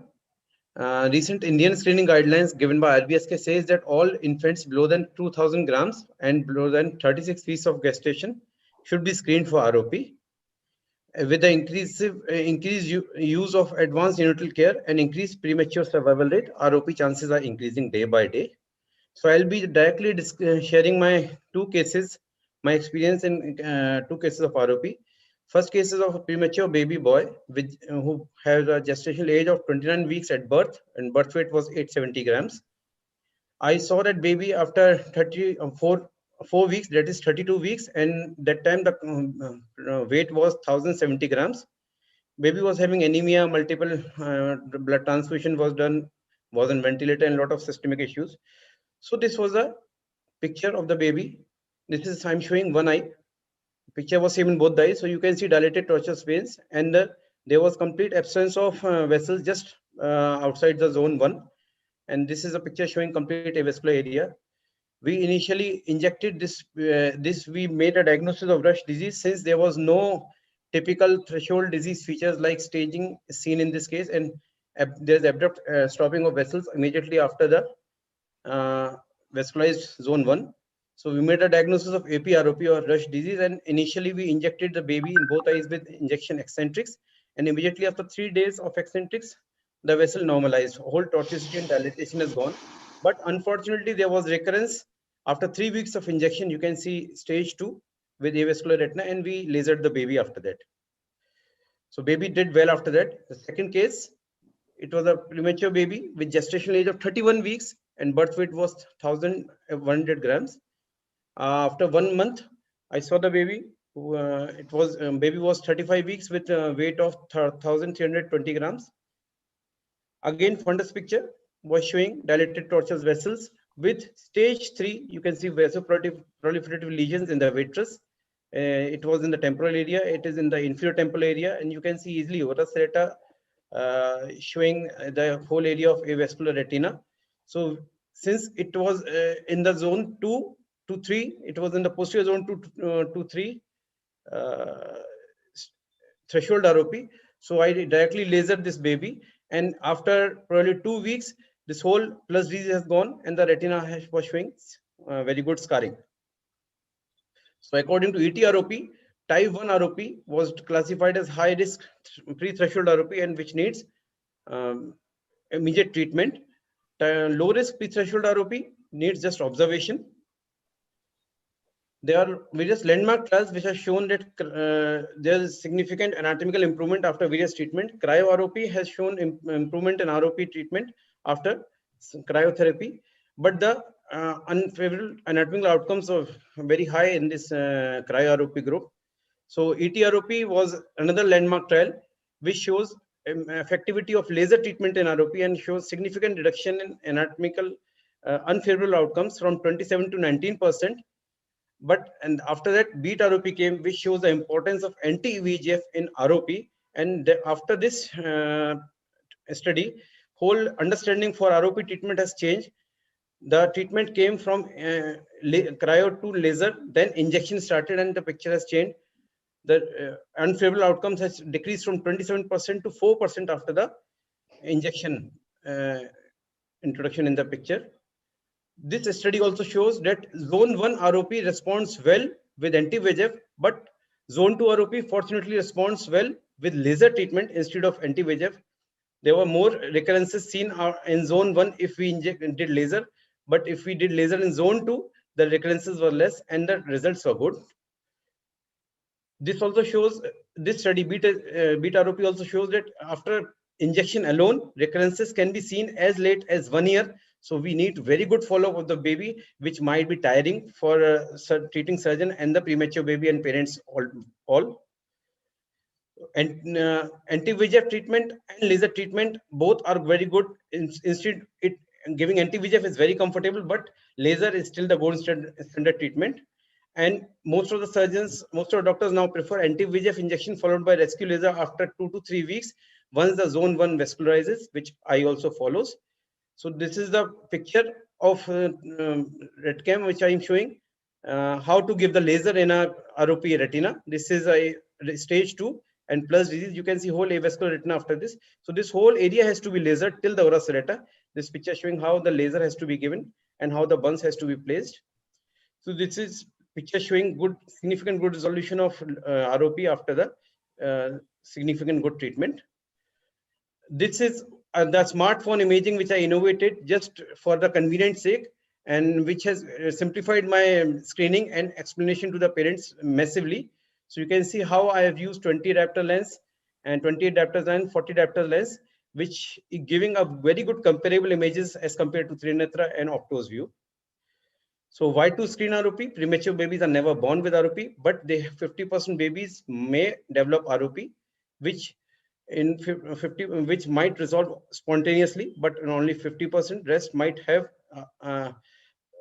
only 5 to 8% might have worsening, which might need immediate intervention, like in terms of laser or injection. On very few of them, if they land up into treatment failure or they land up into stage 4 or 5, they might go blind for the life, which is really troublesome for the whole family. So if you give timely treatment and good treatment, babies might have very good vision for lifelong. These are few of the articles which can be, you can get benefit with the smartphone imaging, and it's a simplified way of ROP screening in your clinic. So thank you. Thanks, Anubhav, for a good presentation. Any questions? Dr. Anubhav, I would like to ask you whether you have ever given a re-injection in such cases, specifically in zone 1 APROP, where vascularization has not happened and there has been a little reactivation. Do you consider that? Usually, if the baby is stabilizing, after one injection, zone 1 get vascularized. And once the zone 1 get vascularized, I usually don't repeat injection. I have more concern about zone 1. Once it is vascularized, I can give laser, and mostly I'm doing that. I have not given second injection till now in my clinical experience. Okay. Even in small zone, half zone ROP, half zone APROP, where there's very small vascularization to begin with, which actually, I mean, there are certain cases where it is still very difficult to laser because even after one injection, macula is still not perfused. Have you ever encountered such cases? And I have not encountered such massive cases. Might be, I have very friends in PGI, they can explain you better, but I have not experienced that 1/4 zone ROP or half zone ROP cases that badly. I have seen few cases of half zone ROP, but they have done well. And zone 1 has vascularized. I have lasered the babies, but I've never given second injection. Ruchir, I have actually done 2 injections. I'm usually doing eccentrics in most of the patients. I'm not doing Avastin, So as per Rainbow trial, the eccentrics effect wanes by around, 1.5 months.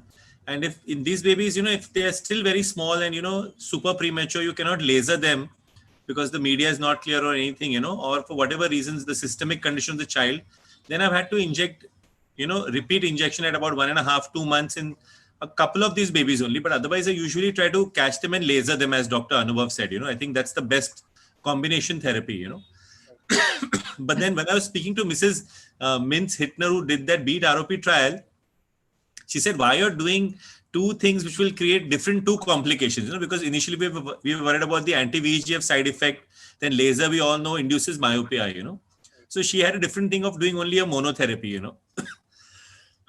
So I think it's still evolving. I think we are not very sure what is the correct way, is what So if you give in eccentrics, ranibizumab recurrence is much earlier. Bevacizumab recurrence is much late. What I've seen is what you told is correct. 1 to 1.5 months, ranibizumab will show recurrence.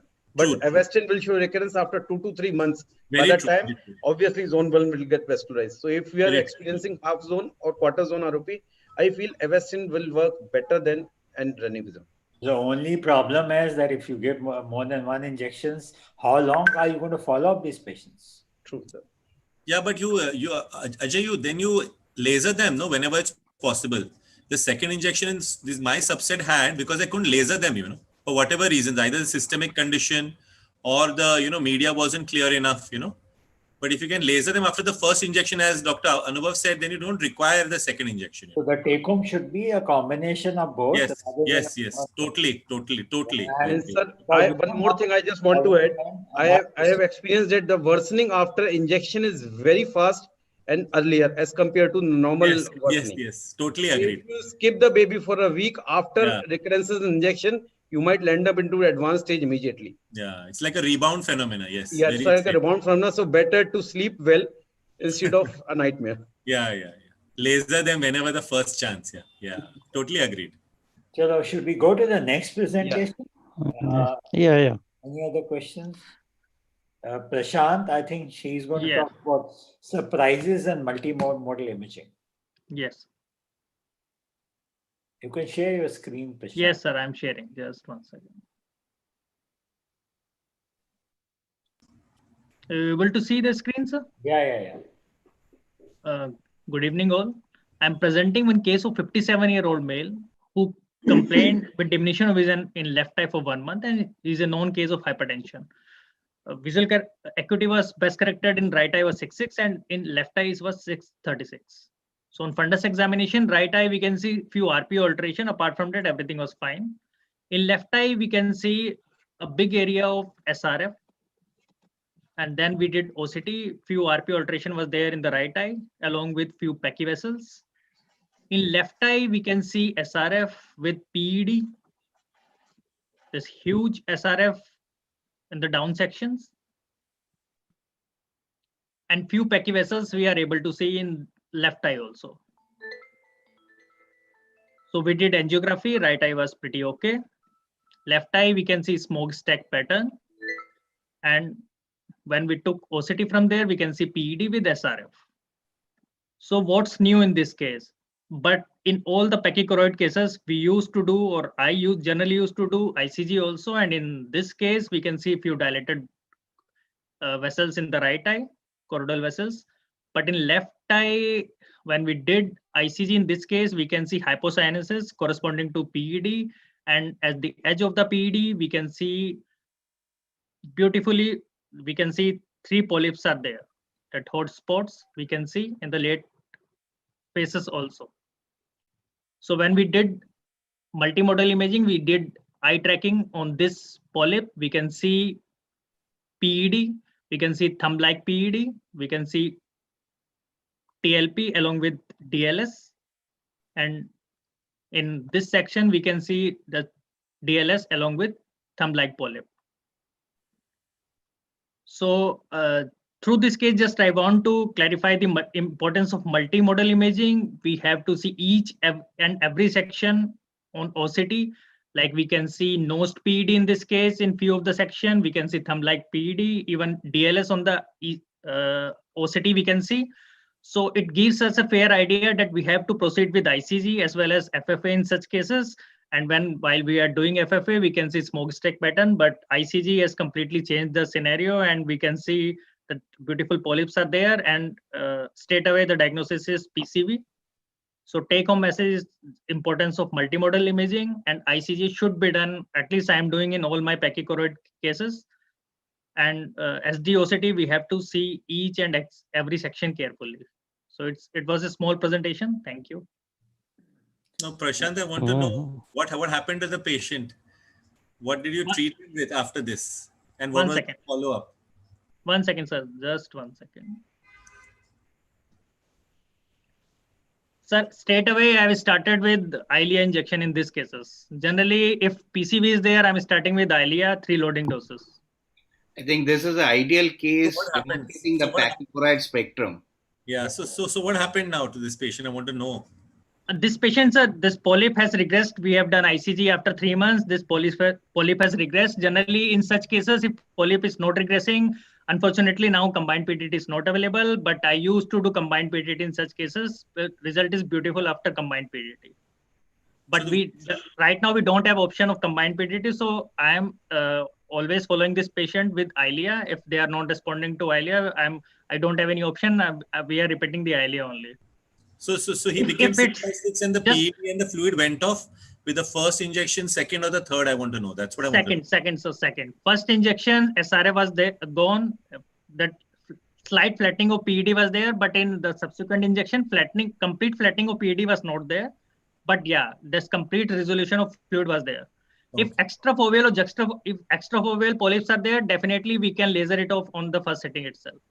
Very good, very good. I think what important Prashant has conveyed is that multimodal imaging has changed the diagnosis from CSR to a diagnosis of, there is a PCV. So that should not be missed. And maybe, when you don't have an ICG, I think Octa can also help you a lot. Yeah, definitely. Especially, sir, adult onset CSR should be screened for PCV, pachychoroid spectrum, by doing ICG. True. I think Ajay sir, you all can actually help this marketing. This PDT is not there. It's not with Novartis, but some company who has taken actually is not marketing in India. It's in few cases they were really helpful. The PDT. Definitely. I think we should get it on the VRSI platform and let them do it. I think we should request Raja, through VRSI. That'll be the best way to do it, I think. And also sometimes, long time back when we used to do PDT, some patients used to stabilize after PDT when they never used to stabilize earlier with the injection. True. And with the chronic CSR as well. No, Yeah, and even in AMD, there's a change. There I'll do a micropulse. Yeah, you'll do micropulse. There's a lot of debate, PDT versus micropulse.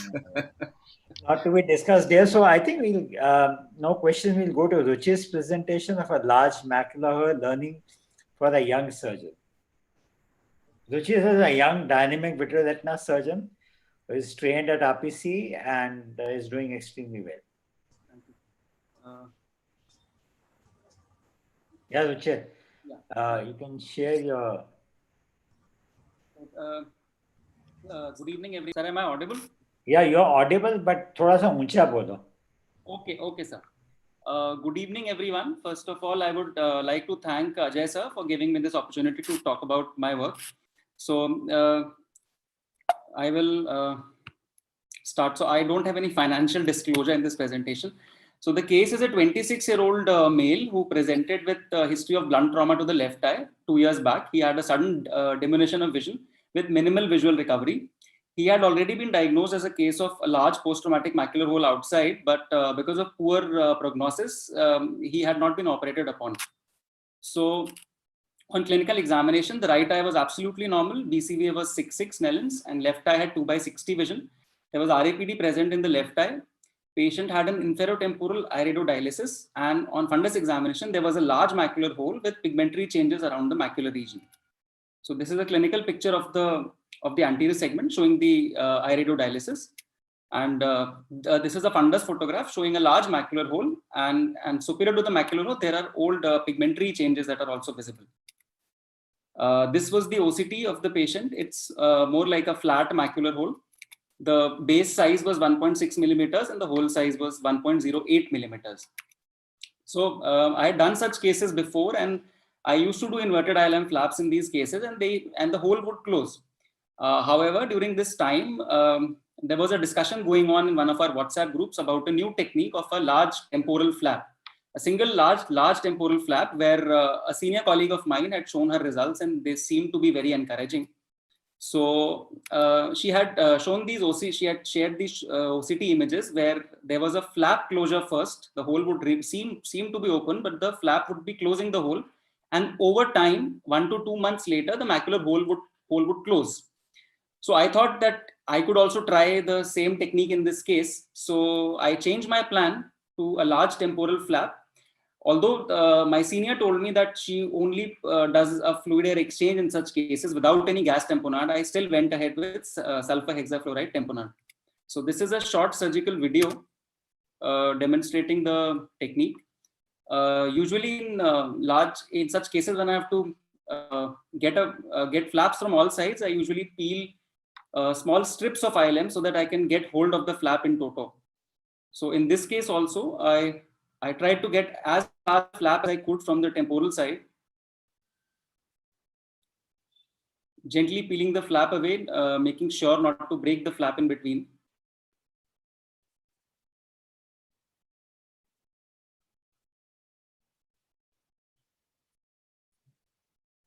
So once the flap was there ready, a temporal flap was ready from all sides, I performed a fluid air exchange. You can see the flap moving about while the fluid is being aspirated. So again, I repositioned the flap on the nasal side and completed the fluid air exchange. And I also tried to dry the macular area as much as possible using a soft tip. This was a short video that I had seen, so I tried to replicate the same. And at the end of the surgery, we can see that the hole is very much covered with the flap. So at this point, I injected sulfur hexafluoride, and I was pretty happy with myself that I could do this technique. But when the patient came back after a week, what I realized was that the hole was still open. Nothing had changed, and the flap, as you can see, is visible. It had rotated back towards the temporal side, and the flap is there on the temporal side itself. I still waited for another week for things to change, but again, nothing happened, and the flap again can be seen over the temporal side. So the size of the hole was same, and the base also diameter was the same. So nothing had changed. So at this time, I wanted to see what had happened with the flap. So I did a vertical scan from the nasal to the temporal side, where the flap is beautifully seen dangling at the edge and all over the temporal side. There's nothing left on the nasal side. So I reverted back to my original technique, which was inverted ILM flap. And this time I thought that I will put C3F8 as the tamponade agent. So this is a short clip of the same, where the first step was to engage at the edge of the temporal flap.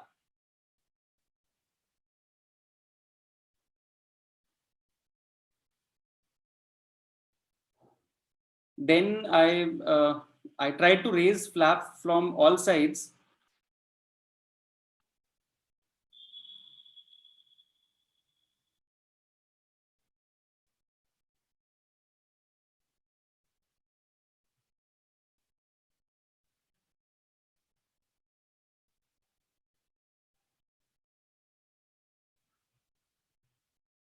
So flaps have now been raised from all sides. And after that, I did a little extending the eyelid peel over the nasal side.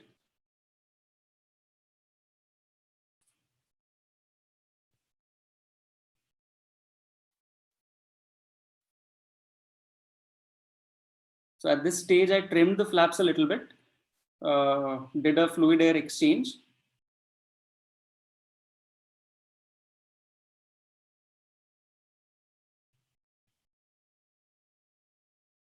And I put C3F8 as the tamponade agent in this case. So this was the COVID time, and the patient disappeared. He did not turn up for the next 9 months. So I had no clue as to what had happened with the patient. To my surprise, when the patient came back, he seemed happy. When I saw the fundus, the hole had completely closed. It is a type 1 closure with the flaps sealing the macular hole area very well. So this is the pre-op and the post-op. The vision had also improved 2 lines.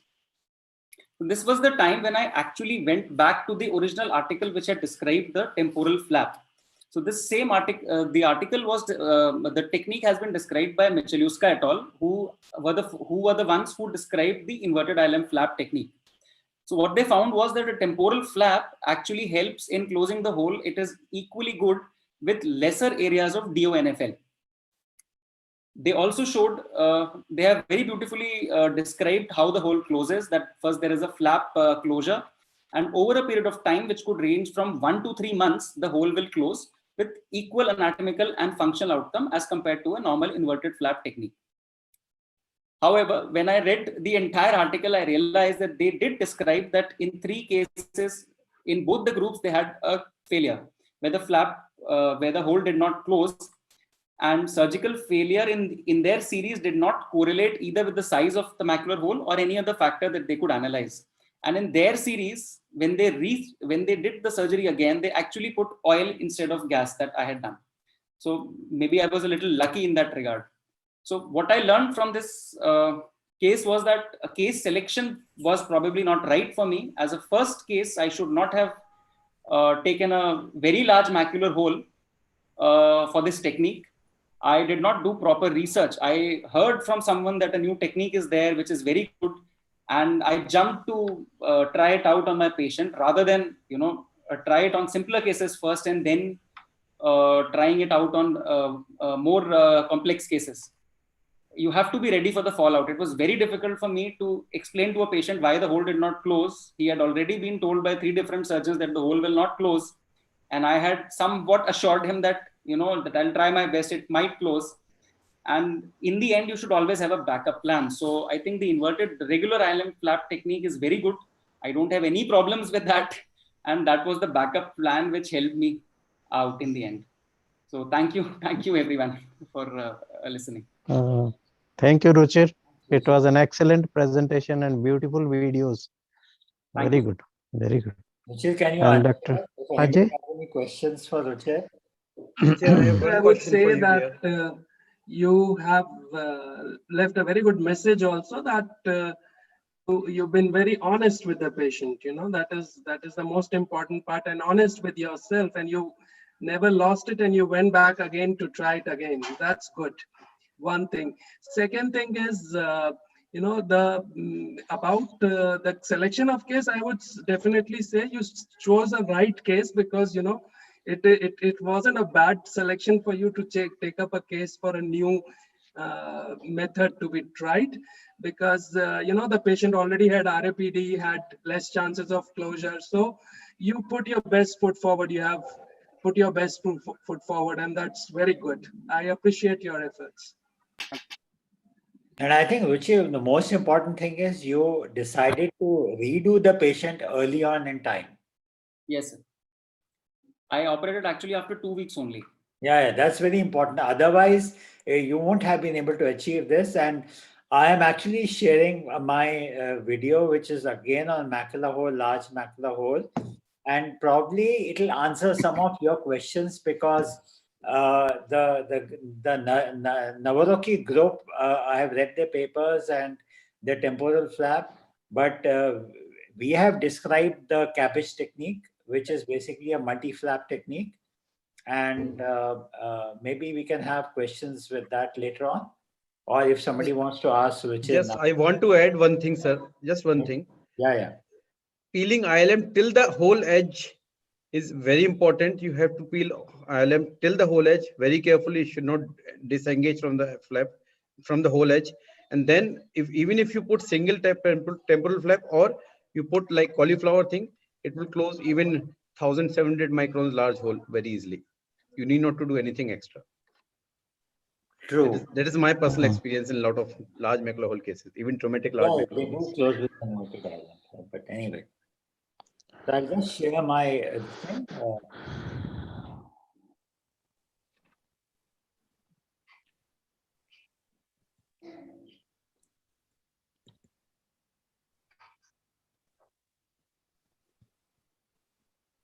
Can you see my slides?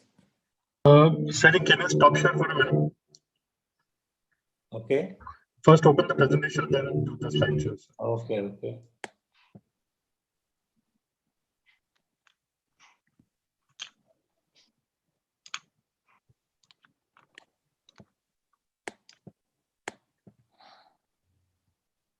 Is it visible?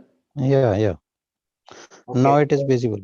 Okay, so basically a large macula hole for a cabbage technique. So this is so this was a patient who was 61 years female, who had blurred vision in the left eye, had both eyes cataract NS1 to 2 grade, AC was quiet, cup disc ratio was 0.4. There was no peripheral lesion, but left eye had a macular hole with subretinal fluid. Visual acuity in the right eye was 6.9, left eye was 6.36. Patient was non-diabetic and non-hypertensive. So you can see here, this is the left eye. You can see the macular hole. We did an octa in this patient, and the reason why we did the octa, I'll just share with you subsequently when the hole closes. So this is at the superficial capillary plexus. You can see the hole, you can see the plexus. This is at the level of the ORCC. You can see the RP shining through, and you see this hole here. And this is, I will not go into the indices of the hole, but this patient had a base of about 982 microns. So this is a small little video. We have used ICG here. This is just to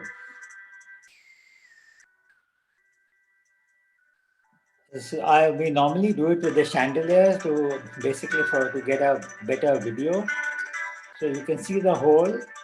Essentially, the vitrectomy is done, followed by use the tricot. So I'll be injecting tricot after. So the tricot has been injected and induce a PVD, and the PVD has been induced, and subsequently most of it is, then we stain it with ICG.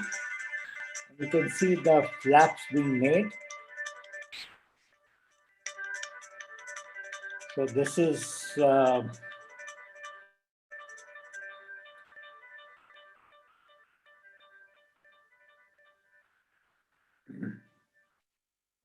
Sometimes the instrument doesn't hold because we reuse the instruments, but can't help it.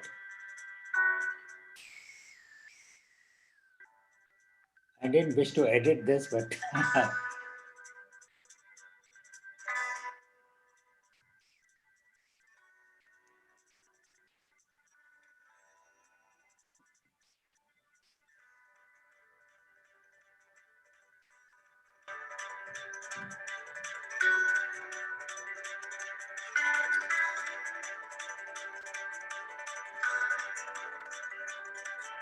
very irritating when it doesn't hold.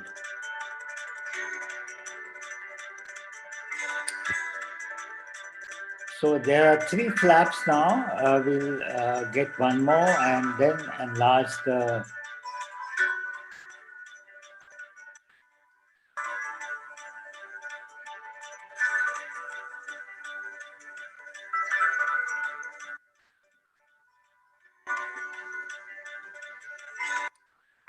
So these are multiple flaps, and you will see that these flaps actually are able to, if you nudge them a little bit without pushing them onto the whole area, they do stick together. Some people use PFC in these cases so that it stays there. And the reason why they hold, I'll just explain to you, and then the fluid air exchange is done. And this is, I use SF6. So we used SF6, a fluid gas exchange has been done. And that is the end of the slide. Sorry. End of the surgery. So this is what the patient came back to me about 2.5 weeks later. This is on 6th of February. And you see a nice hole closure. If you look at the DCP slab, you find there's a good closure. You look at the ORCC slab, also there is a good closure.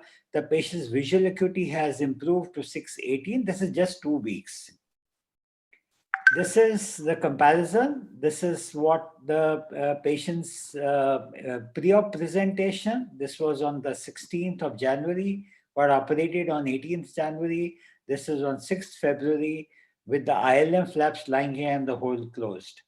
So we published this technique in ophthalmology surgery called the cabbage leaf inverted flap technique. And this was the case we had presented. This was pre-op, ILM 3 flaps. This was the inverse ILM cabbage flaps. And this was the patient who had actually a very large hole. This was almost about 1.18 or 1.2, if I remember. It was a pretty large hole. I was surprised that it closed. This was about 3 weeks later. This is about 14 weeks later. This is 3 weeks, 14 weeks. And this is how the picture was. Now, the rationale which I want to convey to Ruchir also is that large macular hole, they have been traditionally managed by peeling the ILM over the macular hole, which was just the ILM peel. Then came the inverted ILM flap. But if you look at an ILM flap, and a scanning electron microscopy was done on the ILM, and ILM flap has a vitreal surface and a retinal surface. So when you take a temporal flap and you put it backwards, it is the vitreal surface connecting with the vitreal surface on the nasal retina. But when you have a multiplanar flap or a cabbage flap, you will invariably have a flap, which is, you will see here, there are 3 flaps. You will find the vitreal surface of one flap will overlap the retinal surface of other flap, and this will work almost like a Velcro tape. So when they come together, they join with each other, they will stay together. You have to sometimes nudge them to get them closer to each other, otherwise they will not stay. And sometimes PFCL helps in these cases. And once that happens, they will not get loose. So the take-home messages, you have multiple flaps, where the one surface, which is the vitreal surface, connects with the retinal surface, and when they overlap, is going to give a good macula closure. And also, possibly, when they have a good closure, it forms a closed cavity where probably that's what we propose. I'm not sure, where the RP would act as a negative pumping mechanism to keep the cavity dry and the hole closes. So this is my take on it. Thank you very much. Thank you, Ajay. It was a very nice presentation, and it was a beautiful video. And you have described the cabbage flap beautifully. I think with this, should we close, or if there is any Any question? comments by Anirudh and our invited faculty? I think this is more a safe method, because if one flap doesn't work, the other flaps actually takes over, and Right, actually I right, do the similar technique. yeah. Sir, what do you do in a where you have to do a free flap, because that is the most challenging situation, I feel. What is your methodology and a free flap technique where where is the failed macula hole? I have done with what Dr. Meena has described with the blood. We have done all that, tried that, and then I have also tried with the free flap, harvested ILM from a distant place and put it over there, and then put in some visco on top of that. But I have not yet tried a retinal transplant, because that I think is the next, because I'm mentally getting geared up to find a patient where I can do that, but I have not yet tried that. But that I think should be a good option eventually. What is your take on it, Anu? Free flap, we do it, but it's a really a challenging situation. Sometimes it's very difficult to make the flap stay over the hole. Yes, I have used visco flap, but I have not yet tried the retinal graft. One of our colleagues does it. Dr. Rupok does that with a designed Trifine. He has designed a Trifine, and So in one of the patients, what I did was I went beyond the temporal arcade, raised a large ILM flap, and almost like what oculoplasty surgeons do, a Z-plasty, I turned the flap down. I was sort of little bit successful, but it required a large amount of ILM being taken away from a distant place. And so that was still anchored at the arcade, but it was not a free flap, yeah. So what size of hole do you decide to do a flap and not a regular ILM peel? Less than 400 microns. 400. I think we probably, but I'm invariably doing a flap in all my cases, yeah, frankly speaking. What I have noted with my limited experience is that patients who are smaller holes, they do very well with regular ILM peeling. And with the flap, they do less better, I usually reserve the flaps for, the holes which are in fact larger than 500 microns. No, say that again. I didn't catch your first one. Patients who are? No, I'm saying that patients who have a smaller hole, like usually my cutoff is around 500 microns. Okay. So I usually do a routine ILM peel in these patients. And I find that the visual recovery and their success rates are much better than using a flap. But indeed, in larger holes, it is indeed your technique is definitely a good way to do it. So would you like to do in very small holes even a ILM peel? Not really in stage 2 or stage 3 holes, but stage 4 holes over. Yes, in all stage 4 holes I do ILM. Say a 150 micron hole. Would you still do an ILM peel? Yes, I would, because I've burnt my finger once with similar kind of case. Like the hole was approximately 175 or 200 microns approximately, and I didn't do an ILM peel, and I land up with a bigger hole in a follow-up. So it's actually because of that I never get away from peeling ILM in these cases. So I don't know about this. I've not done that, but there's a large series from Bascom Palmer where I'm forgetting the name of it. It's a very prominent macula hole surgeon. He for smaller holes they were not removing ILM, and they were getting hole closure. In fact, there are some studies which suggest just injecting gas would help in very small holes. That is like VMT. That is stage 2. Which is not audible. The stage 2 or less would actually be a spectrum of VMT and not a particular macular hole. So I mean, injecting gas so technically should help. In a VMT, it does help. So I mean, that's a different thing altogether. So can I put in one statement? I mean, I could listen to all of you. I mean, in less than 300 micron holes, I generally make flaps, but I don't put them anywhere. I just peel the flaps and let them be. If they cover the macular hole, well and good. If they don't cover the macular hole, I can always go back and put the flaps in.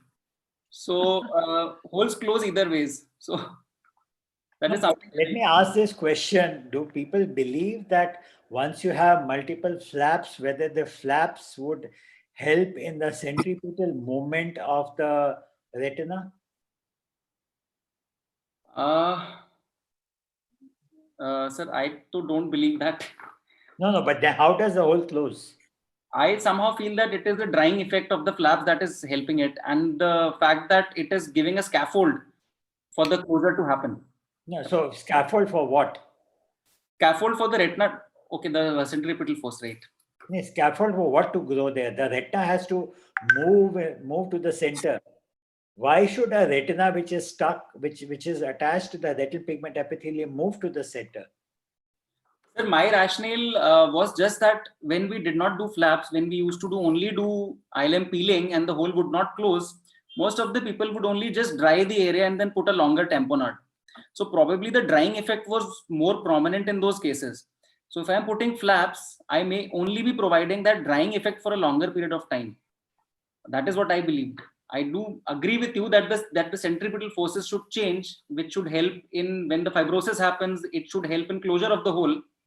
But I mean, I'm not sure still. The reason your hole initially did not close was it was a single flap, the retinal surface going over the retinal surface and not getting stuck there.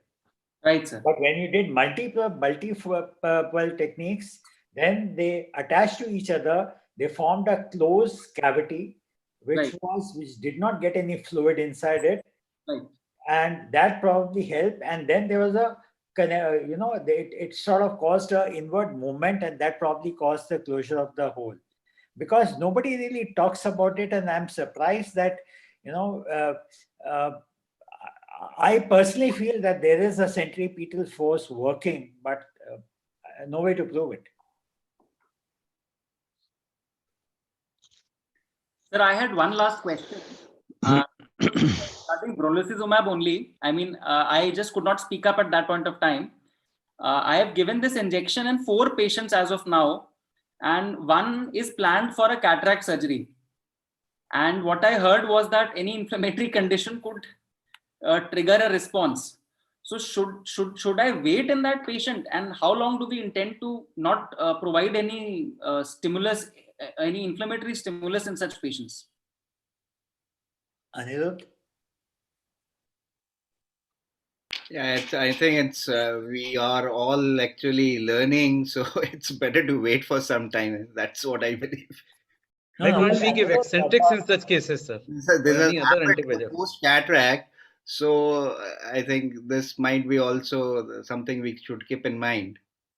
No, but Anirudh, the other way to look at it is that if you wait too much and the patient is due for the next injection and you time out your cataract surgery at that time, you will probably have more inflammation. No, actually, this can happen with the second and the third injection as well. Mm-hmm. So you would never know whether it is because of the cataract or your injection. So better avoid it. Yeah. So maybe you should give a Dex implant with your cataract surgery, so that your eye becomes quiet, and then subsequently go back to Pagenex. Why not to try any other anti-VEGF, sir? For the cataract surgery as a combination, that's all. Patients wants Pagenex. Okay, then it's okay. But what if we've already done that? I mean, I have few patients who were planned for cataract surgery and I wanted to dry the macula. So I gave Accentrix, it did not work. Then I gave Pagenax, now the macula is dry, and now I have to tell the patient to not get the cataract surgery done. It's a very difficult predicament for the patient. So maybe you should report this by giving a Dex implant, and then so that gives you some time for drying effect, because even the Dex implant has got an anti-VEGF action. So that might help you. And then subsequently switch over to brolucizumab while the DEX implant is working. And then it should work. So I would, in such cases, I would give a suprachoroidal triamcinolone. I'm yet to try that, sir. I will come and see you once before. Yeah. We've had now a fairly large series of cases, but it's not supported by multinationals. I still give IVT. IVT, अच्छा नहीं I give only suprachoroidal. IVT बहुत very little. Chalo, Goel sir, should we close it? I think our first meeting was, I hope you enjoyed it. Yeah. It was a very nice, nicely organized session, and we are very thankful to all the speakers, especially Dr. Anirudh, Dr. Ajay Dudani. So they had thrown a light on this. हमने उनको जबरदस्ती member भी बना लिया, sir. Very good. I think I hope they don't mind it, but I think being here working in Noida, it's good idea to be members of NOS, and we should really become very energetic society academically. Yeah. And we'll have Anirudh more often with us. Good. Yeah. Thank you. So I think thank you all very much, and thanks Sunil for all the support. Thank you. Must say that we should, though I think I should have done that earlier, we should thanks Novartis for all the help they provided in sponsoring our session, and thank you all very much. Thank you, sir. Thank you, sir. Thank you, sir.